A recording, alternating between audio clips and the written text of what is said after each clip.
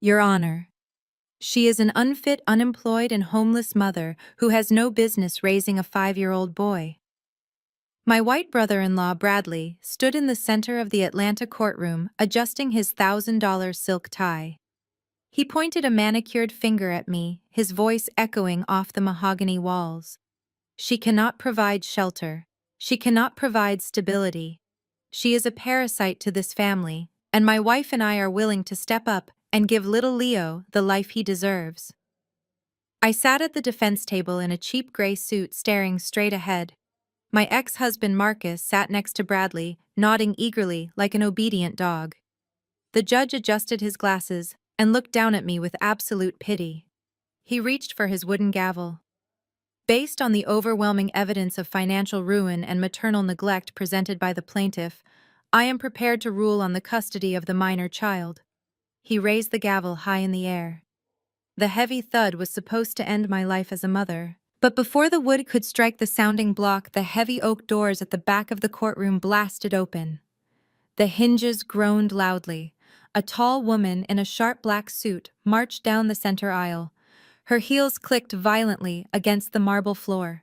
2 heavily armed federal marshals flanked her. She slammed a sealed black dossier directly onto the judge's bench.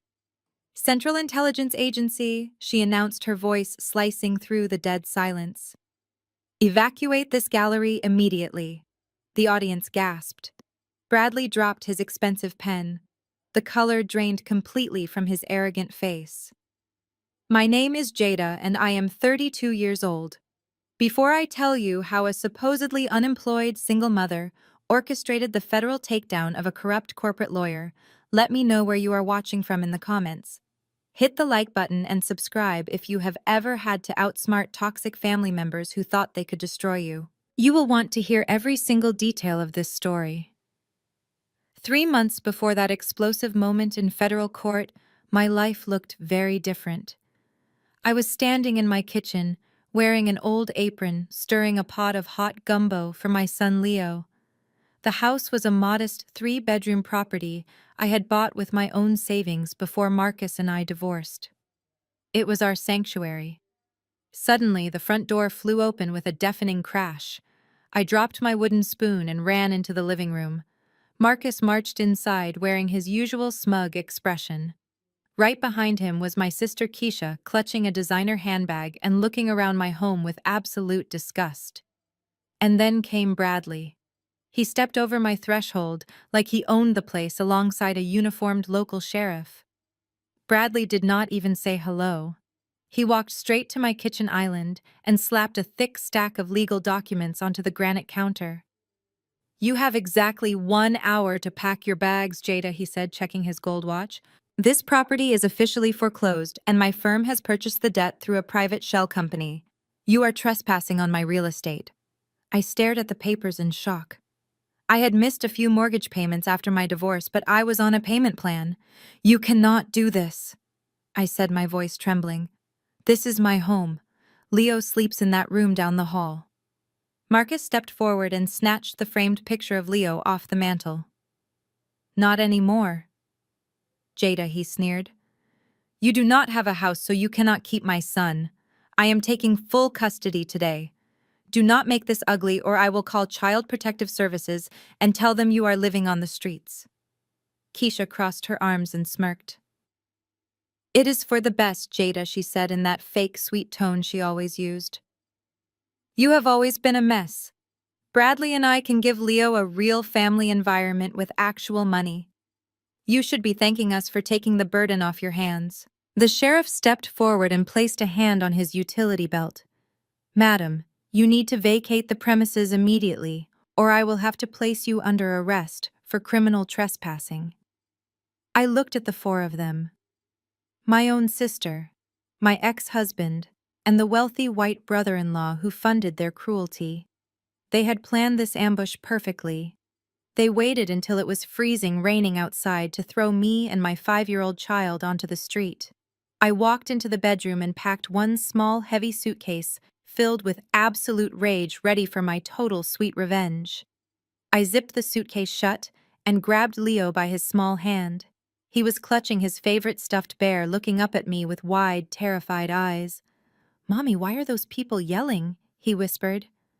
I knelt down and kissed his forehead, telling him we were just going on a little adventure. When I walked back into the living room, Marcus immediately stepped into my path. He reached out and grabbed Leo by the arm, pulling him away from me. "Where do you think you are going, Jada?" he demanded. "You have no money, and you have no house. A judge will never let a homeless woman keep a child. Give him to me right now." I yanked Marcus by his expensive jacket collar and pushed him back with a force that surprised both of us.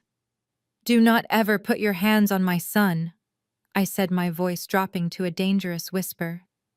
"Until a judge hands you a piece of paper stripping me of my rights. Leo stays with me." Bradley chuckled, leaning against the doorframe like he was watching a cheap reality television show. "Let her take him into the rain," Marcus Bradley said smoothly. "It will just make our case stronger in family court tomorrow. When the judge hears she dragged a 5-year-old to a homeless shelter, the ink on the custody papers will dry before she even sits down."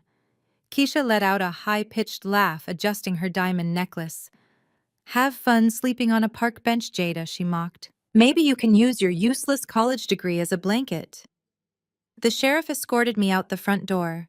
The heavy oak door slammed shut behind me, and I heard the deadbolt click. I stood on the sidewalk as the freezing rain soaked through my thin jacket. I watched through the large living room window as Keisha poured herself a glass of my wine and Marcus sat on my couch. They were celebrating my destruction in the home I had built.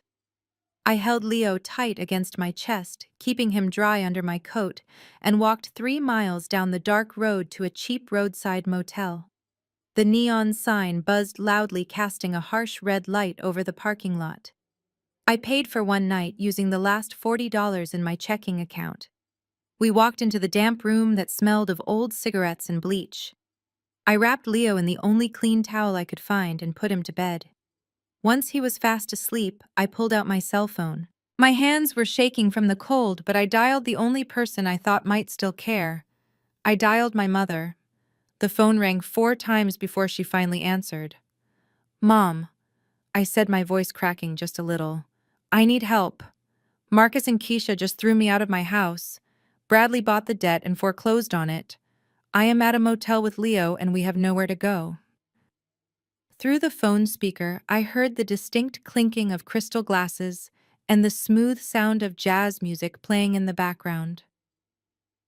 "Jada, stop being so dramatic," my mother Shirley sighed loudly. "I am currently sitting in Keisha and Bradley's beautiful dining room. Bradley already called and explained everything to me. He said you have been irresponsible with your finances, and he had to step in to protect the property investment." I squeezed my eyes shut, feeling a sharp pain in my chest. "Mom, he stole my house," I pleaded. "He threw your grandson out into the freezing rain. How can you sit there and drink champagne with them? You should have thought about the consequences before you embarrassed this family, Jada," my mother replied coldly. "Bradley is a highly respected corporate lawyer. He is elevating our family status. Keisha married well, and you married a man you could not even keep. You have always been jealous of your sister, and now you are paying the price. Do not call here again and ruin our evening." The line went dead. She hung up on me. I slowly lowered the phone. Any lingering guilt I had about what I was about to do completely vanished. My own mother had chosen a wealthy white son-in-law over her own flesh and blood. She chose status over the safety of her grandson. I tossed my regular cell phone onto the motel bed. I reached deep into the hidden lining of my suitcase and pulled out a heavy black satellite phone. It was completely encrypted and untraceable. I pressed a single button connecting directly to a secure line in Washington. A low voice answered immediately, asking for my authorization code, Echo Bravo 79er. I said, my voice steady and completely void of any emotion. "The trap is set." They took the bait and moved into the target location.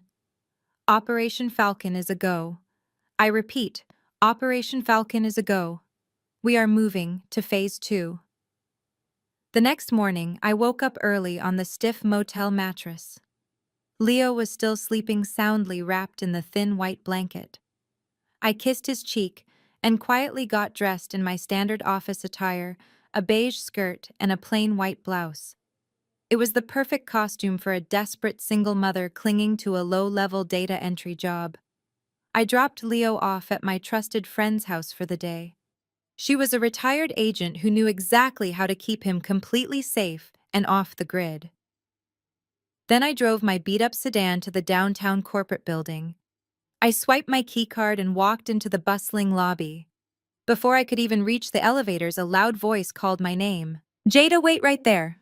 I turned around and saw my supervisor Craig marching toward me. He had a thick folder in his hands and a look of manufactured anger on his face. Behind him, standing near the reception desk with a fresh cup of artisan coffee, was Bradley. He was wearing another custom-tailored suit and smiling like a predator who had just cornered his prey. Bradley had used his powerful legal connections to call my employer first thing in the morning. He fed them a fabricated story about my sudden financial instability and claimed I was a massive liability to their corporate data. In a normal company, it would have been devastating. In my world, it was exactly what we wanted him to do. Craig stopped right in front of me and spoke loudly enough for the entire lobby to hear. "Jada, we have received some very disturbing information regarding your personal financial situation and a recent foreclosure. As a data processing firm, we cannot employ individuals who are susceptible to bribery or corporate espionage due to severe personal debt. You are terminated effective immediately." I let my shoulders slump and forced my eyes to well up with fake tears. "Please, Craig," I begged, letting my voice crack with perfectly practiced desperation. "I am a single mother. If you take this job away from me, I will have nothing. I need this paycheck to feed my son." Craig shook his head coldly and handed me a cardboard box containing the few personal items from my desk. "Security will escort you out," he said, turning his back on me. I clutched the box to my chest and slowly walked toward the revolving doors. I let one tear fall perfectly down my cheek. As I passed Bradley, he leaned in close so only I could hear him.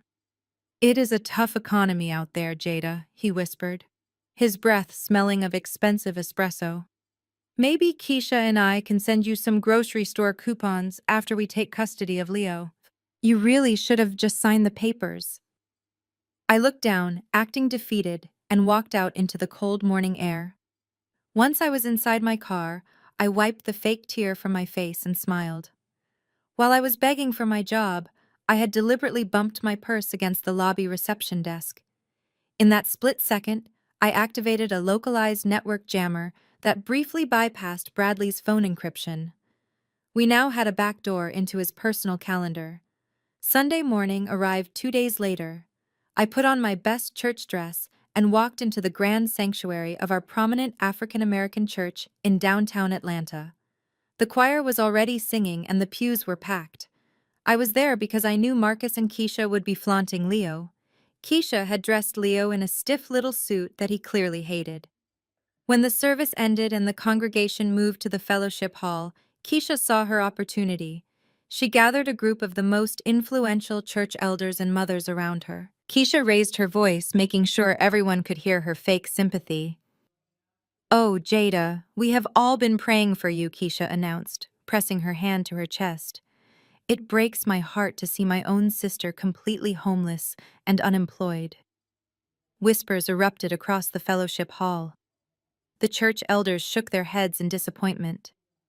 Marcus stood next to Keisha, holding Leo firmly by the shoulder. He looked at me with pure contempt. Keisha reached into her designer purse and pulled out a folded piece of gray fabric. She tossed it onto the table in front of me. "Bradley is trying to help you, Jada," she said loudly. "His law firm needs a nighttime janitor. Put on the uniform and show up tomorrow night. At least you can scrub toilets to buy Leo some cheap diapers while we provide him with a real home." I stared at the gray uniform, feeling the stares of the congregation weighing on me. I slowly reached out and picked up the scratchy gray fabric. The embroidered logo of Bradley's prestigious law firm mocked me from the breast pocket. You expect me to clean the toilets at his office? I asked, keeping my voice perfectly level. It is honest work, Jada, Keisha replied loudly enough for the church elders to nod in agreement. Plus, Bradley is willing to overlook your recent termination. We are just trying to make sure Leo does not end up sleeping under a bridge. Marcus stepped closer, pulling a folded stack of legal documents from his inside jacket pocket. He slammed them down onto the table right next to the uniform. Here is the deal, he muttered. His eyes narrowed. Sign these papers. Full physical and legal custody of Leo goes to me and Keisha. If you sign, we will let you work the night shift at the firm. You get minimum wage and you get to see Leo every other Sunday. If you refuse, we take you to court on Monday and destroy you. Bradley will make sure you never see our son again. I looked down at the custody papers. My heart hammered against my ribs, but I forced my hands to remain completely steady. You want me to sell my son for a minimum wage cleaning job? I asked, staring directly into Marcus' eyes. I will never sign those papers. I turned around and walked out of the fellowship hall, leaving the uniform sitting next to the unsigned documents. Let them think they had won the battle. They had no idea they were walking right into a federal war zone. 2 days later, Keisha and Bradley hosted an extravagant anniversary party at their massive suburban mansion. The driveway was packed with luxury cars, and the backyard was lit up with expensive string lights. Caterers carried silver trays of champagne to the wealthy guests. I parked my beat-up sedan at the end of the street and walked up to the front door, clutching a small, faded blue blanket. It was Leo's favorite blanket, and I knew he could not sleep without it. I rang the doorbell. A few moments later, Keisha opened the door wearing a stunning red designer dress. Her smile instantly dropped when she saw me standing on her porch. "What are you doing here, Jada?" she hissed, looking over her shoulder to make sure none of her rich friends saw me. "You are not invited to this party." I held up the blanket. "Leo needs this to sleep," I said quietly. "I just wanted to drop it off." Keisha snatched the blanket from my hands. "Fine, now leave before you embarrass us." Just as she started to close the door, Bradley walked up behind her, holding a crystal glass of red wine. "Well, well, if it is not our favorite unemployed mother," Bradley smirked, taking a sip. "Did you change your mind about the janitor position, Jada? We really need someone to scrub the grout in the men's restroom." He stepped out onto the porch to mock me further. That was his fatal mistake. I pretended to lose my balance and stumbled forward directly into him. My shoulder slammed into his chest, sending his crystal glass crashing to the stone porch. The dark red wine splashed all over the lapel of his expensive white suit jacket. "Oh my God, I am so sorry," I gasped. Feigning complete panic, I immediately reached up and began frantically wiping at the stained fabric of his collar. Bradley let out a furious string of curses, swatting my hands away. "Get off me, you clumsy idiot!" he yelled, his face turning bright red. "Look what you did to a $5,000 suit." Keisha shoved me backward. "Get off our property!" "Jada, before I call the police." I backed away quickly, apologizing profusely as I practically ran down the driveway. Once I was safely inside my car, I let out a slow, steady breath. I reached into my pocket and pulled out the tiny, empty plastic casing. During those 2 seconds of frantic wiping, I had successfully embedded a microscopic audio transmitter deep inside the lining of Bradley's suit collar. I drove straight to a secure underground CIA command center. The steel doors hissed open, revealing Agent Miller at the main console. "Did you get it?" she asked. I nodded.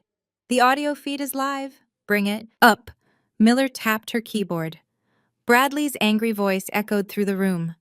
"Listen, the drop is Tuesday night. The house is empty.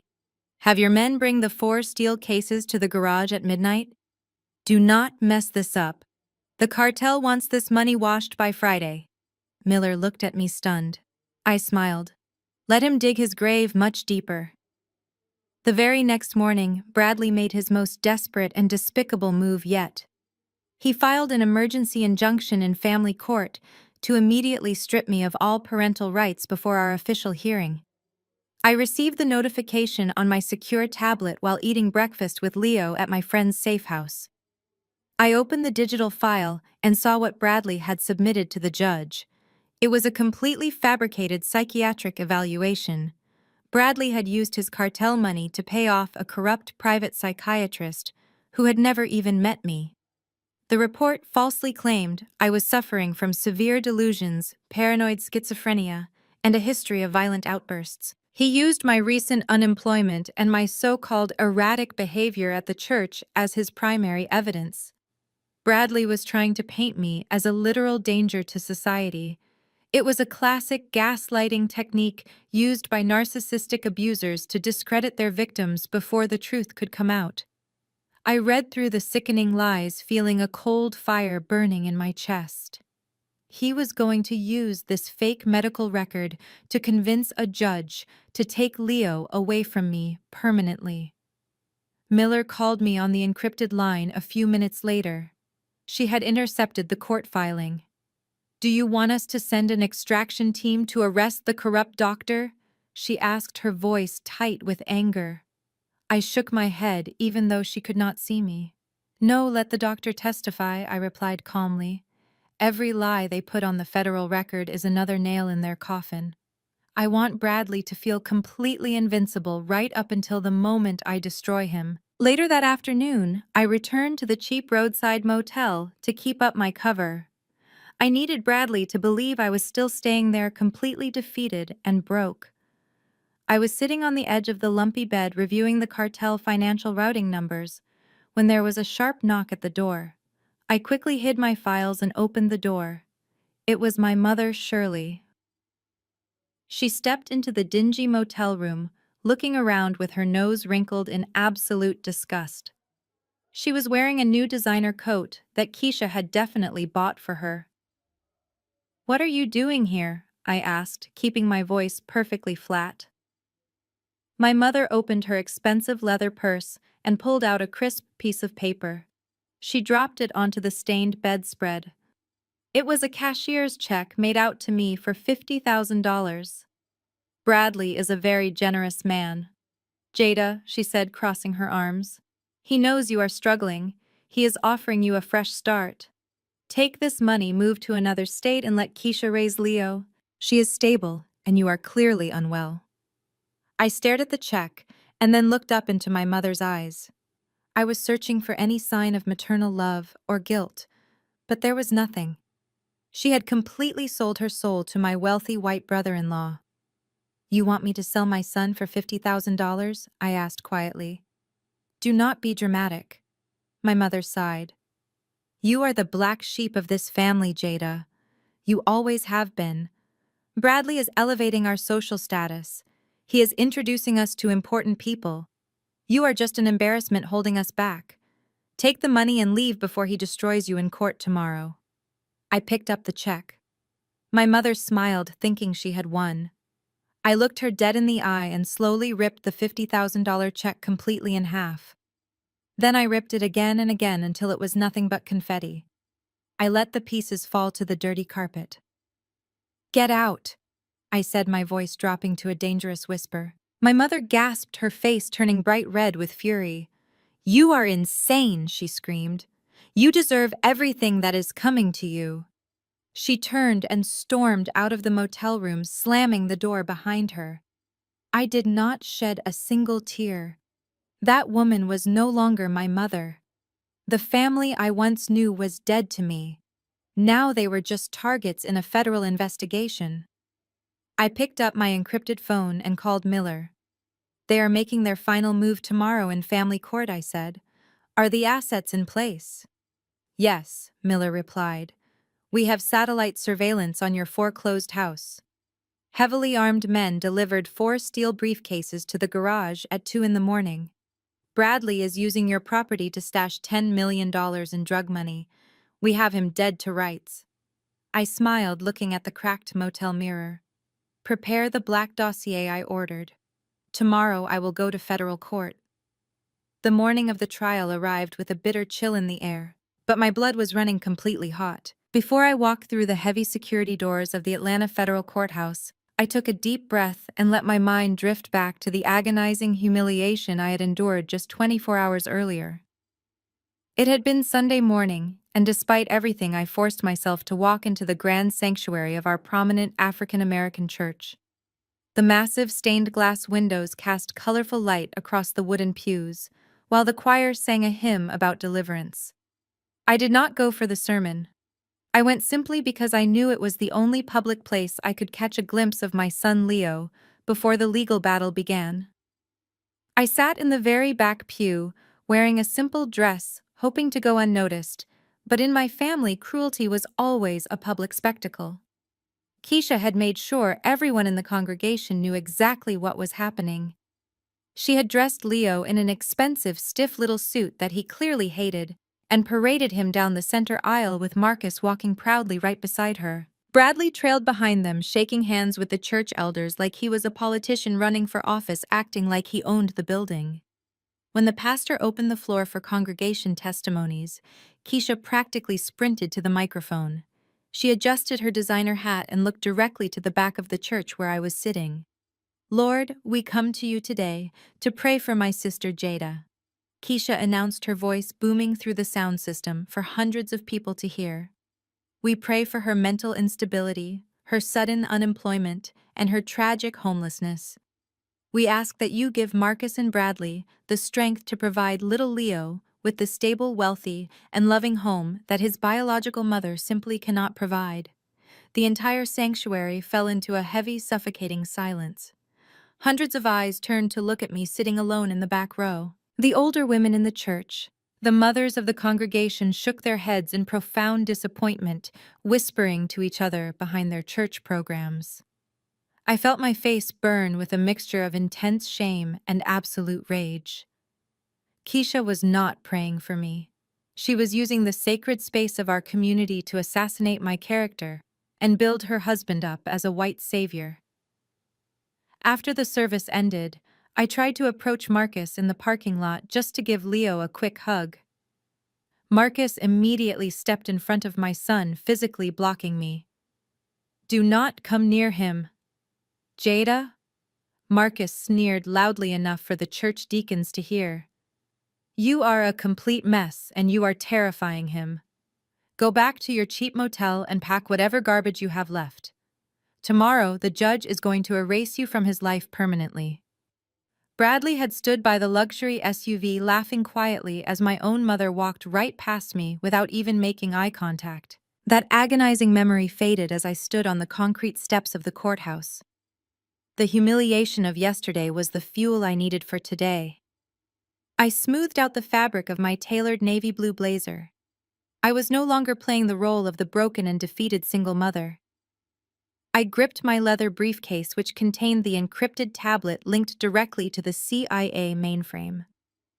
A sleek black Lincoln Navigator pulled up to the curb. Bradley stepped out, looking incredibly arrogant in a charcoal gray pinstripe suit.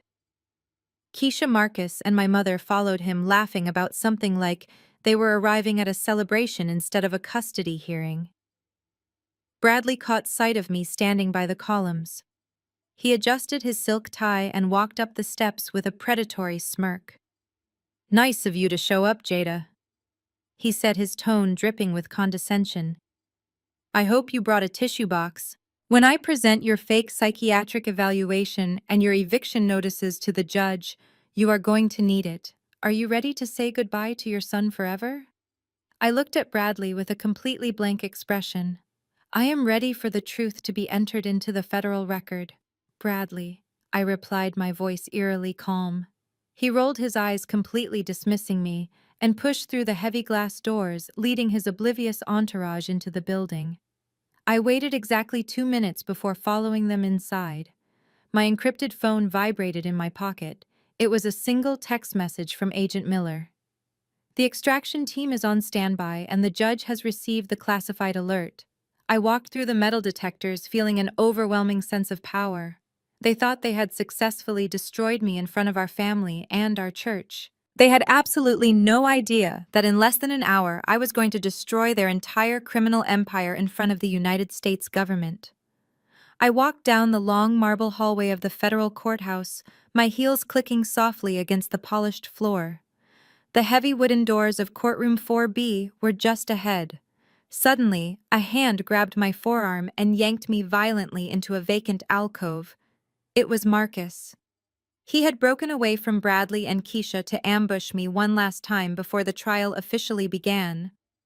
He shoved a thick stack of legal documents against my chest, pinning me against the cold stone wall. "These are the same custody papers from the church parking lot," he hissed, his eyes wide with desperate anger. "This is your absolute last chance, Jada."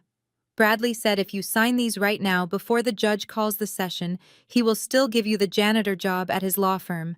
He will even let you live in the small apartment above his garage. You will get to clean his floors, and you will get to see Leo on major holidays.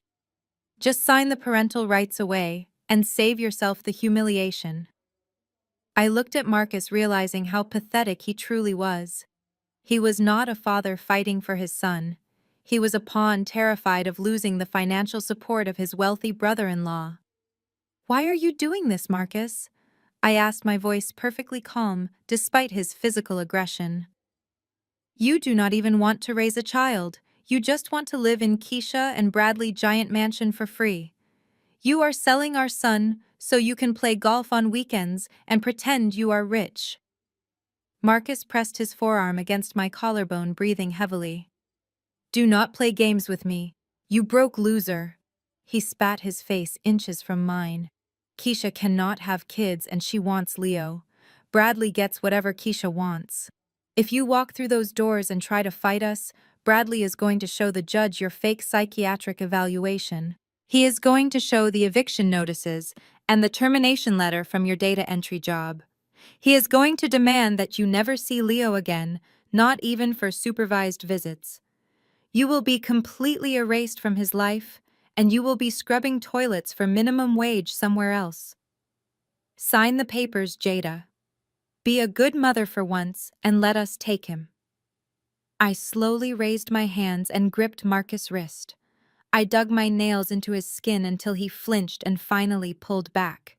I smoothed out the wrinkles in my tailored navy blue blazer. "I will never sign those papers," I told him, staring directly into his cowardly eyes. "And I will never scrub another floor as long as I live." "You chose the wrong side, Marcus. When you walk into that courtroom, you better hold your breath, because your entire world is about to collapse." Marcus laughed, a loud, harsh sound that echoed in the empty hallway. "You are completely delusional," he said, shaking his head in mock pity. "You have absolutely nothing. Absolutely no lawyer, no money, no home. I am going to enjoy watching the judge destroy you." He turned and strutted down the hall, pushing through the oak doors. I waited a moment, letting my adrenaline settle. I touched the leather briefcase containing my encrypted tablet, ensuring it was secure. Then I walked into the courtroom. The room was incredibly intimidating, with its high vaulted ceiling and rows of polished mahogany benches. Bradley was already set up at the plaintiff's table. He had 3 thick binders of fabricated evidence laid out perfectly across the wood. He was chatting comfortably with the court clerk, acting like he owned the entire federal building. Keisha sat in the front row of the gallery, holding Leo tightly on her lap. My mother Shirley sat right next to her, glaring at me with pure disgust as I walked down the center aisle. I walked over to the defense table and sat down completely alone. I was representing myself pro se, without legal counsel. The bailiff called the room to order and the judge walked in, taking his seat at the high bench. He looked down at the paperwork in front of him and let out a heavy sigh, rubbing his temples. "We are here today to determine the permanent physical and legal custody of the minor child Leo," he announced, his stern gaze fixing directly on me. "Mr. Bradley, you represent the father. You may proceed with your opening statement." Bradley stood up, unbuttoning his expensive suit jacket to command the room. "Your Honor, we are here today to rescue an innocent child from a mother who is financially ruined, deeply unstable, and currently living in a cheap roadside motel," he began, his voice dripping with fake sympathy.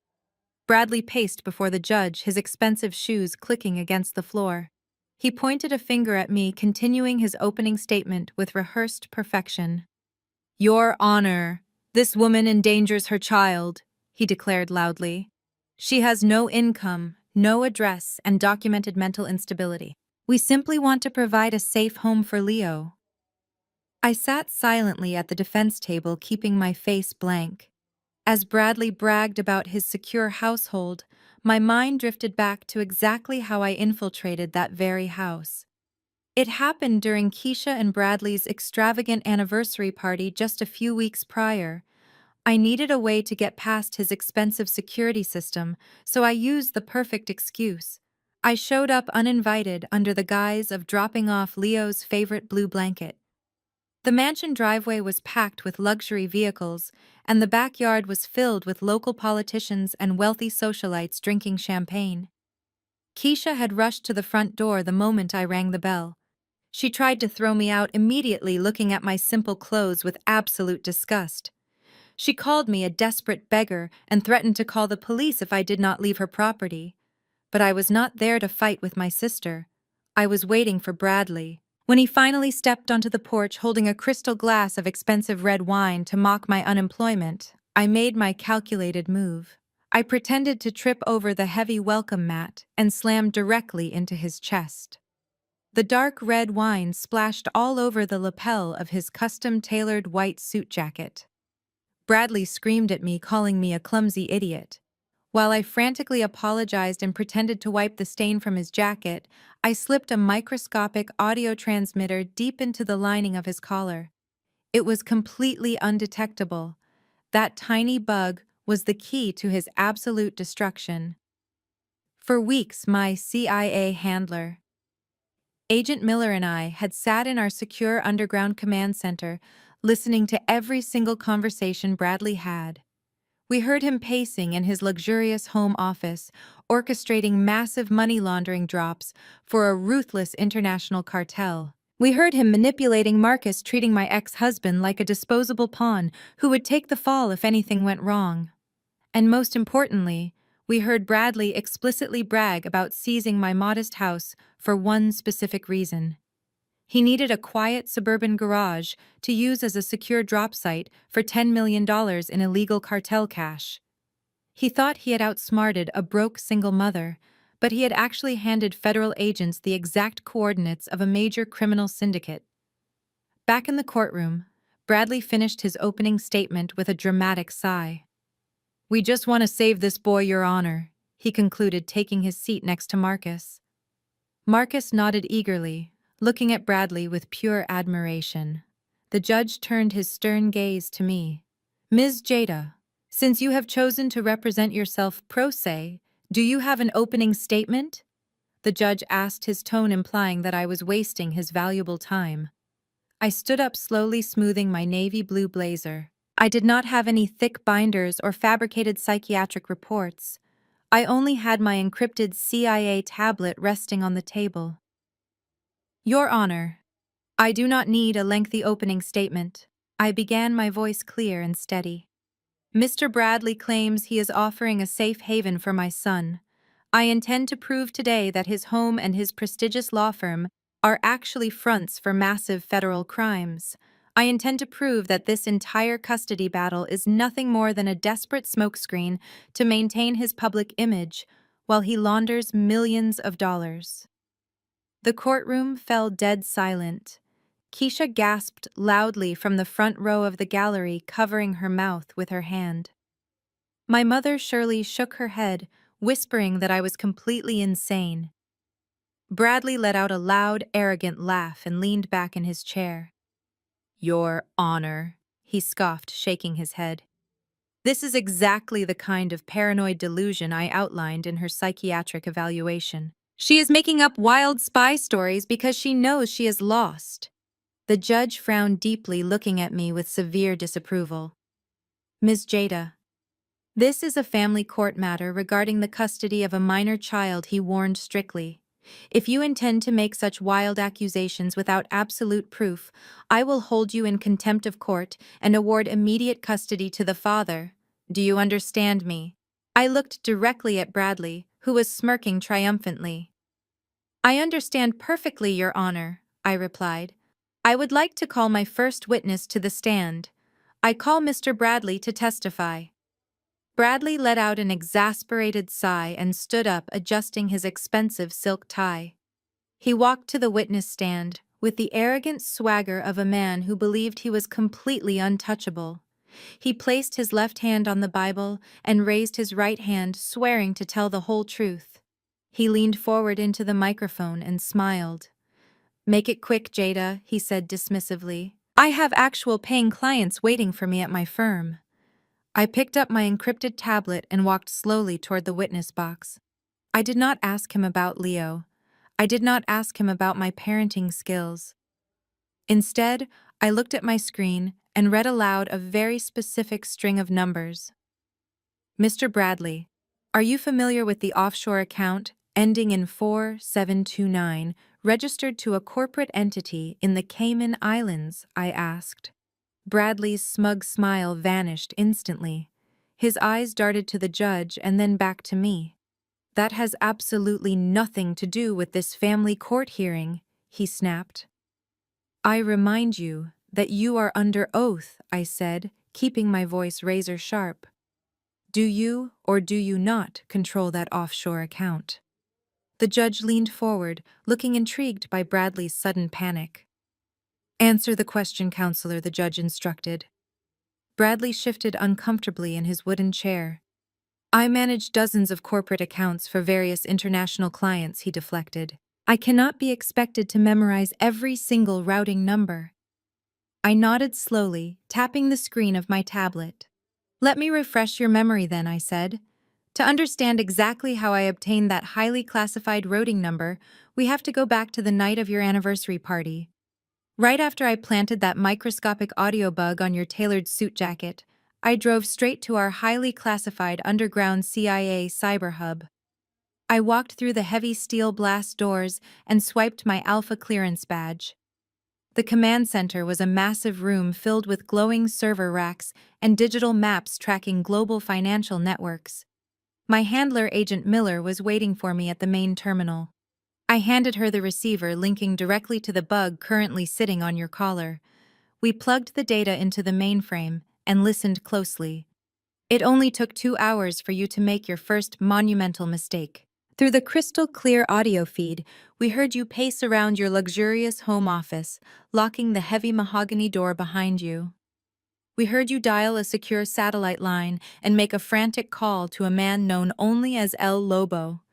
You were not just a slick corporate lawyer, Bradley. You were laundering millions of dollars for a ruthless international drug cartel. We listened as you desperately explained to the cartel boss that the money was secure. But the plot thickened when you revealed your ultimate backup plan.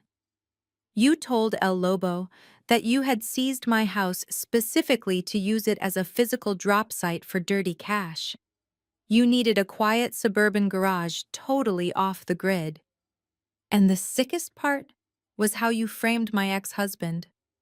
You laughed maliciously as you told the cartel that you forced Marcus to sign the shell company documents. You made Marcus your clueless fall guy. If the federal agents ever raided the house, Marcus would go to federal prison for the rest of his life while you walked away clean with my sister Keisha. Back in the courtroom, I looked at Marcus, who was sitting frozen at the plaintiff's table. His face had gone completely pale. He was staring at Bradley with a look of absolute horror, finally realizing he had been used as a disposable human shield. "Mr. Bradley," I said loudly, bringing the attention back to the witness stand. "On the night of October 14th, did you or did you not authorize a transfer of $10 million into that Cayman account using the forged signature of Marcus Williams?" Bradley gripped the edges of the witness stand so hard his knuckles turned bone white. "Objection!" he shouted, his voice cracking with pure panic. "This is outrageous. She is a delusional, unemployed mother trying to slander an officer of the court." The judge banged his gavel loudly, demanding order. I did not back down. I pressed a single button on my tablet, projecting an audio file directly into the courtroom speaker system. The sound of Bradley's own voice echoed through the high ceilings. "The money is safe, Lobo," the recording played perfectly clearly. "I bought the house under Marcus' name. If the feds come knocking, that idiot ex-husband of hers takes the fall. The cartel gets washed money and I get to keep the kid to make my wife happy. The entire courtroom erupted into sheer chaos the second the audio recording ended. Marcus jumped out of his chair, staring at Bradley with wide, terrified eyes. Keisha let out a high-pitched scream, covering her face with her hands. My mother Shirley gripped the wooden pew in front of her, looking like she was about to faint. The judge banged his gavel repeatedly, shouting for order, but the noise in the gallery was deafening. Bradley was hyperventilating. He pointed a shaking finger at me and screamed at the top of his lungs. "That is a fabricated recording," he shouted, his face turning a blotchy purple. "It is an artificial intelligence deepfake, Your Honor. I warned you about her. This is exactly what I documented in the emergency injunction I filed last week. She is suffering from severe delusions and paranoia. She is a danger to society and a danger to her own child." I stood perfectly still, holding my tablet. "Your Honor," I said, raising my voice just enough to cut through the panic. "Let us talk about that emergency injunction. Let us talk about the fabricated psychiatric records Mr. Bradley submitted to this court in a desperate attempt to silence me before today." I tapped a button on my screen, and the fake medical file Bradley had created appeared on the large monitors inside the courtroom. 3 days ago, Mr. Bradley realized I was not going to back down and hand over my son, I explained to the court. So he used his cartel drug money to pay off a corrupt private psychiatrist named Dr. Eris Thorne, a doctor I have never met in my entire life. Bradley submitted a sworn affidavit claiming I was a paranoid schizophrenic prone to violent outbursts. He tried to paint me as an unhinged, unemployed lunatic. He used the fact that he got me fired from my data entry job as proof of my financial ruin. He used the incident at our community church where my sister publicly humiliated me as proof of my erratic behavior. He even cited the moment I spilled wine on his suit at his anniversary party, claiming it was an unprovoked physical assault. Bradley was leaning heavily against the witness stand, wiping sweat from his forehead. "She is insane," he panted, looking frantically around the room. "She stalked me. She harassed my family. She is a completely unfit mother trying to ruin a respected corporate lawyer because she is jealous of my wealth." I stepped closer to the witness stand, locking eyes with the man who had tried to destroy my entire existence. "You are not a respected lawyer, Bradley," I said, my voice echoing off the mahogany walls. "You are a cornered criminal. And that fake psychiatric evaluation was nothing more than a textbook gaslighting tactic. You wanted the court to lock me away in a mental institution so you could keep using my foreclosed home as a cartel drop site without any interference. You needed me out of the picture so your money laundering operation could run smoothly." The judge looked furiously between Bradley and the monitors displaying the medical records. "Miss Jada," the judge said, his voice trembling slightly with anger, "these are incredibly serious allegations. If this psychiatric evaluation is forged, it is a massive federal crime." I nodded, pressing another button on my tablet. "I am fully aware, Your Honor," I replied. "That is exactly why I did not object when Bradley filed the injunction. I wanted him to commit perjury on the federal record. I wanted him to submit forged documents to a United States judge. If you look at page 4 of the medical report, you will see Dr. Thorne's signature. We cross-referenced that signature with the dark web financial ledgers. Dr. Thorne received a wire transfer of $50,000 from the exact same Cayman Islands offshore account that Bradley manages for the El Lobo cartel. The transaction cleared just 1 hour before this medical report was filed with the family court. The gallery gasped again. People were whispering frantically. My mother Shirley finally realized the horrific truth. The wealthy white son-in-law she had worshipped, the man she had chosen over her own flesh and blood, was a high-level criminal who had almost sent her daughter to a psychiatric ward. Marcus sank slowly into his chair, burying his face in his hands. He finally understood that Bradley had never cared about Leo. Bradley only cared about keeping his cartel bosses happy, and Marcus was going to take the fall for all of it. Bradley realized his lies were collapsing. He scrambled down from the witness stand and lunged toward the heavy wooden doors at the back of the courtroom, trying to escape his absolute demise forever. But he never made it past the second row of pews. The heavy oak doors at the back of the courtroom blasted open just like I knew they would. A tall woman in a sharp black suit marched down the center aisle. Her heels clicked violently against the marble floor. Two heavily armed federal marshals flanked her. It was Agent Miller. She slammed a sealed black dossier directly onto the judge's bench. Central Intelligence Agency, she announced, her voice slicing through the chaos. Nobody leaves this room. The federal marshals immediately tackled Bradley to the floor. He screamed, thrashing wildly against the cold marble, but it was completely useless. The cold steel of handcuffs snapped around his wrists, securely locking him away from his luxurious life of crime forever. The judge stared at the black dossier in absolute shock. He slowly opened the file and began reading the federal indictments against the man who had just been standing in his courtroom acting like an upstanding citizen. Marcus was still sitting at the plaintiff's table, his entire body shaking violently. He looked at me with tears streaming down his face. "Jada, please," he begged, his voice cracking into a pathetic sob. "I did not know anything about a cartel. I swear to you, I was just doing what Bradley told me to do. Please tell them I am innocent. Tell them I am a good father." I slowly packed my encrypted tablet into my leather briefcase. "You are not a good father, Marcus," I said calmly. "You were willing to sell your own son to a criminal, just so you could live in a mansion for free. You signed those shell company documents with your own hand. You are going to federal prison, and you are going to stay there for a very long time." Keisha ran toward the wooden railing, sobbing hysterically. She reached out, trying to grab my navy blue blazer. "Jada, we are sisters," she cried, her makeup running down her face in dark, ugly streaks. "You cannot let them take my husband. He provides everything for us. What am I supposed to do now?" I stepped back, completely avoiding her touch. "You should probably start looking for a minimum wage janitor job, Keisha," I replied coldly. "I hear it is honest work." My mother Shirley was sitting completely frozen in her pew. She could not even form words. The wealthy white son-in-law she had worshipped, the man she claimed was elevating our family social status, was currently being dragged out of the courtroom by federal marshals. He was crying like a baby, screaming for a lawyer. I walked past my mother without even giving her a second glance. The family I once knew was entirely dead to me. Outside the courtroom, Agent Miller was waiting for me.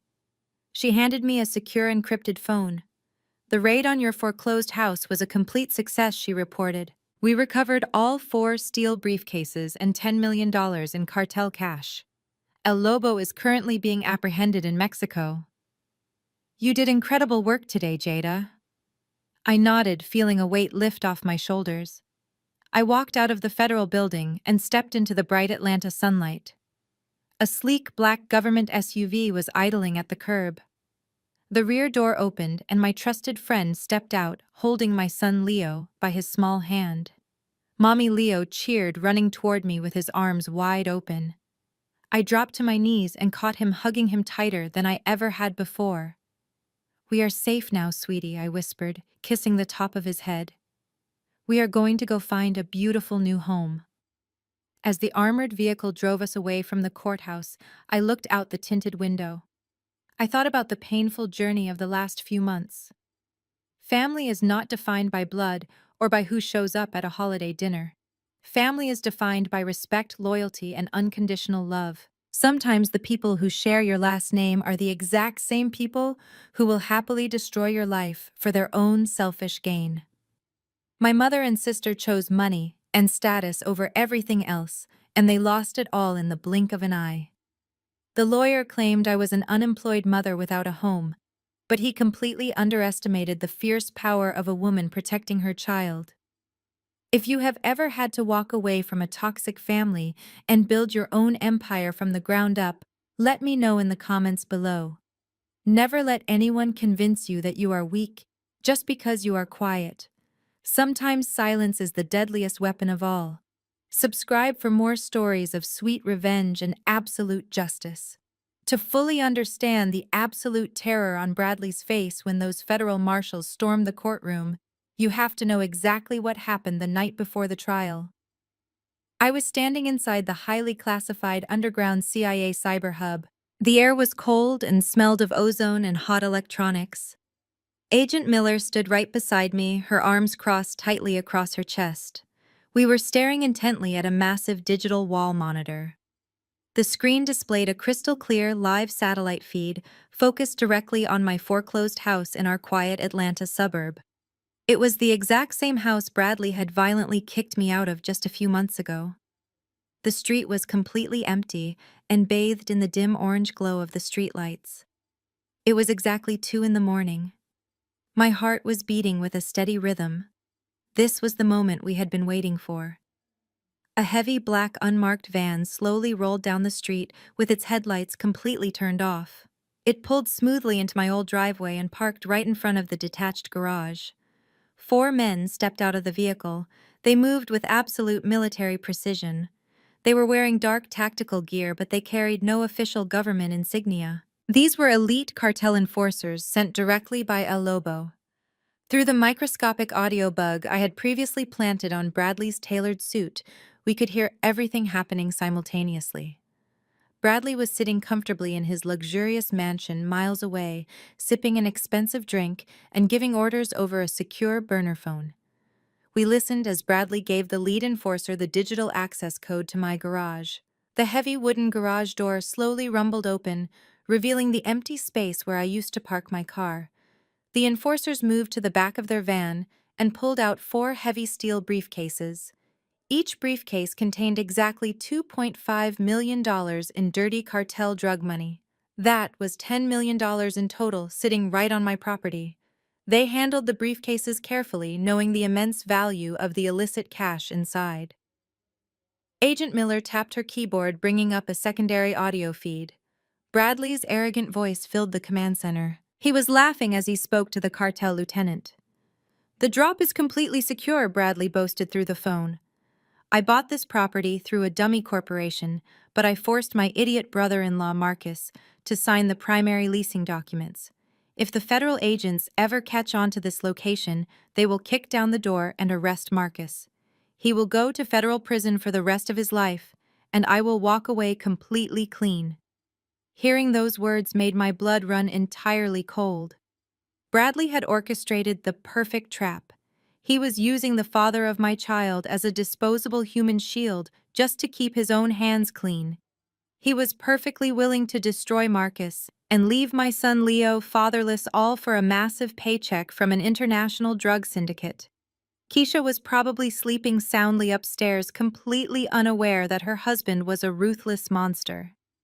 Agent Miller pressed a finger to her earpiece, communicating with our hidden units. "The tactical strike team is in position within a 2-mile radius," she announced, her voice tight with adrenaline. "We have eyes on the $10 million, and we have the audio confession. Give me the green light, Jada, and we will breach the property right now." I stared at the large monitor. I watched the enforcers set the heavy steel briefcases on the concrete floor of my garage. I thought about the sheer humiliation I endured at church. I thought about my mother Shirley handing me a bribe to abandon my son. I thought about Marcus trying to physically intimidate me in the hallway. "Stand down," I said, my voice dropping to a dangerous whisper. Agent Miller looked at me in absolute shock. "We have them dead to rights, Jada," she argued. "If we wait, we risk losing the cash entirely." I shook my head, keeping my eyes locked on the surveillance screen. "If we bust the garage right now, we only catch the low-level enforcers," I explained calmly. "Bradley is a slick corporate lawyer with powerful connections. He might find a legal loophole to distance himself from the property before we can arrest him. I want him to walk into federal family court tomorrow morning feeling completely invincible. I want him to submit his fabricated psychiatric records and commit perjury in front of a judge. I want to trap him on the federal record where he has absolutely no escape." Agent Miller slowly smiled and ordered the strike team to hold their positions. The ultimate trap was now perfectly set for the courtroom showdown. The morning after the cartel drop, the sun rose over Atlanta, bringing with it the final countdown to my absolute revenge. I was sitting at the wobbly wooden table inside my cheap motel room drinking black coffee when a loud knock startled me. I opened the door to find a bored process server standing on the concrete walkway. He handed me a thick manila envelope and quickly walked away toward his car. I tore the envelope open. It was the official court summons for the final custody hearing. Bradley had expedited the legal process using his high-level judicial connections. The date was set for the very next morning at 9 o'clock sharp. My burner phone buzzed loudly against the cheap laminate table. It was a text message from Marcus. I opened the screen and stared at a high-resolution photograph of a massive, newly decorated child's bedroom inside Keisha and Bradley's mansion. The walls were painted a soft sky blue, and a race car bed sat in the center, surrounded by expensive imported toys. The cruel caption below the photo read, "This is Leo's real home. Jada, look at what Bradley bought him. You have absolutely nothing to offer a growing boy. Just do not even show up to the courthouse tomorrow. It will save you the embarrassment of crying in front of the judge. You have already lost everything, so just give up." I stared at the pathetic message and let out a genuine laugh. Marcus actually thought a few expensive toys and a fancy race car bed could erase the fact that he was actively participating in a massive federal money laundering scheme. He thought my silence meant I was broken and defeated. I tossed the phone onto the lumpy mattress, unbothered by his taunts. Let them celebrate their imaginary victory today. I had my own critical paperwork to finish. I opened my encrypted laptop and connected to the secure CIA network. Since I was representing myself, pro se in family court, I had the legal right to draft and issue my own subpoenas for the hearing. I started typing with rapid, calculated precision. First, I drafted a formal subpoena for Mr. Bradley himself, calling him directly to the witness stand. Next, I drafted subpoenas for my sister Keisha and my ex-husband Marcus. Then I drafted one for my own mother Shirley, knowing she would eagerly leap at the chance to testify against me to protect her wealthy white son-in-law. But the final subpoena was the most important document of all. It was a legal demand for the immediate production of the financial ledgers belonging to a specific offshore holding company located in the Cayman Islands. I printed the documents and placed them inside crisp legal folders. I called a local courier service and paid them in cash to deliver the subpoenas directly to Bradley's prestigious downtown law firm. I specifically requested that the documents be handed to him directly during his afternoon partners' meeting to maximize his irritation. 2 hours later, Agent Miller sent me a secure audio clip. The bug on Bradley's suit was still active. We listened as the courier interrupted his meeting. Bradley laughed out loud when he read my subpoenas, calling my legal efforts a pathetic, desperate joke from a homeless woman who did not understand the law. He told his law partners that I was just thrashing around like a dying fish, and that tomorrow he would officially end my misery. That evening, I drove to my friend's secure safe house to spend a few quiet hours with Leo. We ate warm pizza and watched animated cartoons on the living room couch. I held him tightly, inhaling the sweet scent of his shampoo. I kissed his forehead and promised him that after tomorrow, nobody would ever try to take him away from me, ever again. He smiled and fell asleep in my arms, completely unaware of the massive storm that was about to hit our toxic family. I carefully laid out my cheap gray suit for the morning, wanting to look exactly like the defeated victim they expected to see. I made sure my encrypted tablet was fully charged and securely packed inside my worn leather briefcase. Bradley, Marcus, Keisha, and my mother all believed I was walking blindly into a slaughterhouse where they held all the deadly weapons. They had absolutely no idea that I was the predator and they were the prey. The trap was locked and the timer was ticking down to 0. Tomorrow morning, they would all finally face the brutal consequences of their unforgivable betrayal. I closed my eyes and let the quiet anticipation wash over me, ready to finally and completely destroy the monsters who tried to ruin my life for good. The morning of the final custody hearing arrived with a heavy gray sky over Atlanta. I put on the cheap gray suit I wore when Bradley kicked me out. The fabric was stiff and unflattering, which was exactly what I wanted. I needed to look like a desperate broke mother who had completely run out of options. I dropped Leo off at the secure safe house, kissing his cheek and promising him that our nightmare would be over soon. I drove my vehicle to the courthouse and parked. I gripped my worn leather briefcase containing the encrypted tablet and the printed subpoenas. I walked through the heavy glass doors of the courthouse and went through the metal detectors.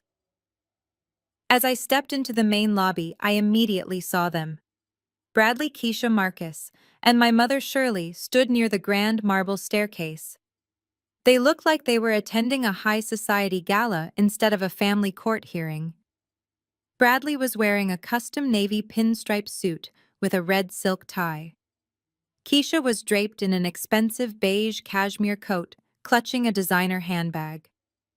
Marcus stood behind them, trying to mirror Bradley's arrogant posture. My mother was smiling and nodding at whatever Bradley was saying.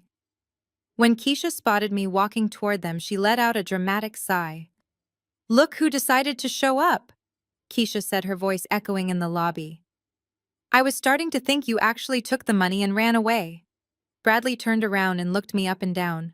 A cruel smirk spread across his face as he noticed my cheap suit and my completely empty hands. "Where is your legal counsel, Jada?" he asked, feigning concern. "Did the public defender's office refuse to take your case? Or are you seriously planning to represent yourself today?"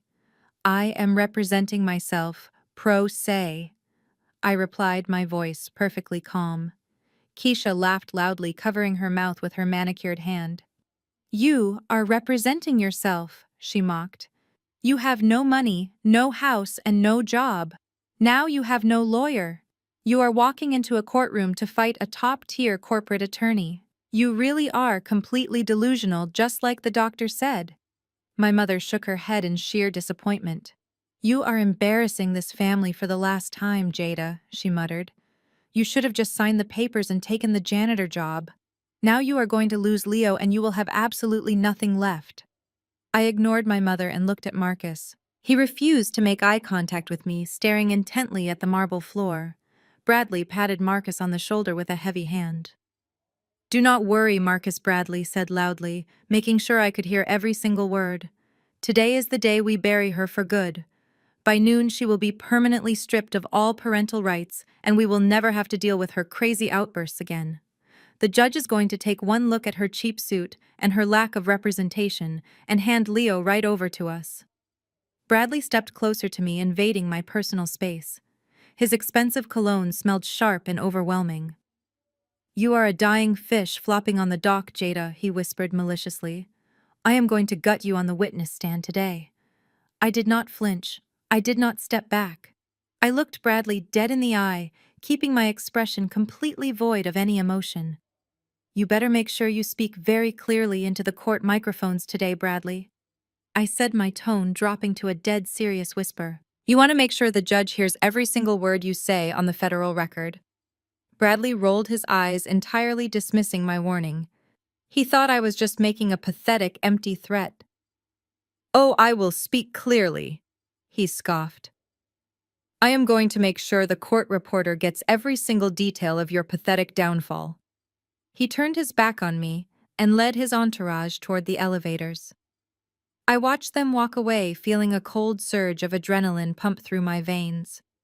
They were walking happily into a federal trap they could never escape. I took the stairs to the 4th floor and walked down the long corridor to courtroom 4B. The heavy doors were already open. I walked inside and took my seat at the defense table. I placed my worn leather briefcase on the dark wood and pulled out my encrypted tablet. I sat completely alone while Bradley's legal team set up massive binders of fabricated evidence at the plaintiff's table. Let them have their moment of supreme confidence. Let them think my cheap suit meant I was weak. The countdown had officially ended. The war was finally beginning. The bailiff announced the arrival of the judge, and everyone in the courtroom stood up. Judge Thomas took his seat at the high mahogany bench and adjusted his heavy glasses. He looked over the thick stack of papers in front of him and let out a tired sigh. "We are here today to resolve the custody dispute regarding the minor child Leo," he stated, his voice echoing in the large room. Mr. Bradley, you represent the petitioner, Marcus Williams. You may proceed with your case. Bradley stood up and buttoned his custom suit jacket. He walked to the center of the courtroom with the smooth confidence of a man who believed he owned the entire building. He offered the judge a warm professional smile. Your Honor, we are here today to save a 5-year-old boy from a life of absolute squalor and emotional ruin. Bradley began, his voice dripping with theatrical sympathy. My client Marcus is a loving father who simply wants to provide a stable, wealthy, and secure home for his son. Unfortunately, the child's mother Jada is completely incapable of providing even the most basic necessities of life. Bradley paced slowly in front of the judge's bench, making sure to make eye contact with the court reporter. He wanted every single lie permanently recorded. Your Honor, Jada is a textbook example of a deadbeat parent. Bradley continued, shaking his head in mock sorrow. She has no home, she has no income, and she refuses to accept any help from her own family. She is currently living in a dangerous roadside motel, exposing her innocent child to drugs and violence. I sat quietly at the defense table, staring straight ahead. I did not object. I did not interrupt. I just let him build his massive house of cards. Bradley walked back to his table and picked up a heavy black binder. He carried it over to the judge and placed it gently on the bench. I direct your attention to Exhibit A, Your Honor, Bradley said. These are the official foreclosure and eviction records for Jada's former residence. As you can see, she completely abandoned her financial responsibilities. She allowed the property to fall into severe disrepair and defaulted on her mortgage. My firm had to step in and purchase the debt just to protect the neighborhood property values. The judge flipped through the fake documents and frowned deeply. He looked down at my cheap gray suit, and his expression hardened into pure disgust. Bradley was not finished. He walked back to his table and grabbed another thick folder. Exhibit B outlines Jada's complete inability to maintain employment. Bradley announced, handing the folder to the clerk. Just last week, she was publicly terminated from a low-level data entry position. I have included a sworn statement from her former supervisor, Craig. He details her chronic absenteeism, her erratic workplace behavior, and her severe financial desperation. She is a massive liability to any employer, and she has absolutely zero prospects for future income. The judge reviewed the fake termination papers and sighed heavily. Ms. Jada, this is a very troubling pattern of behavior, the judge warned, looking directly at me. A child needs a stable roof and a reliable provider. I kept my face entirely blank and simply nodded. Bradley smiled, thinking he had completely broken my spirit. He turned to the gallery where Keisha and my mother were sitting. Keisha wiped a fake tear from her eye, playing the role of the concerned sister perfectly. My mother nodded at Bradley, looking at him with absolute adoration. Your Honor, we are not dealing with a normal mother experiencing a temporary hardship, Bradley said, his voice rising in dramatic fashion. We are dealing with a woman who is deeply unwell. She is a danger to herself and a severe danger to my nephew. She stalks my family, she assaults me at private events, and she makes up paranoid delusions to justify her own failures. Marcus sits at my table today with a heavy heart. He does not want to tear a child away from his mother, but he has no other choice. We must protect Leo from this toxic environment before it is too late. Bradley rested his hands on the wooden podium, looking like a tragic hero fighting for justice. He had established a seemingly unbreakable case against me. He had the fake eviction records, the fake termination papers, and the fabricated psychiatric evaluation all perfectly lined up. To anyone else in the room, I looked like a completely destroyed woman who was about to lose her child forever. I looked down at my encrypted tablet. The audio recording application was running perfectly, capturing every single word of his perjury. Bradley had just lied to a federal judge. Call your next witness, the judge instructed. Bradley smiled warmly and turned toward the gallery. I call my wife Keisha to the stand, he announced proudly. Keisha stood up, smoothing her beige coat. She walked to the witness box, playing the heartbroken sister perfectly. She placed her right hand on the Bible and swore to tell the whole truth. Sitting down, she reached into her designer handbag and pulled out a white handkerchief. The crocodile tears began before Bradley even asked his first question. Keisha, please tell the court about your relationship with your sister and your young nephew.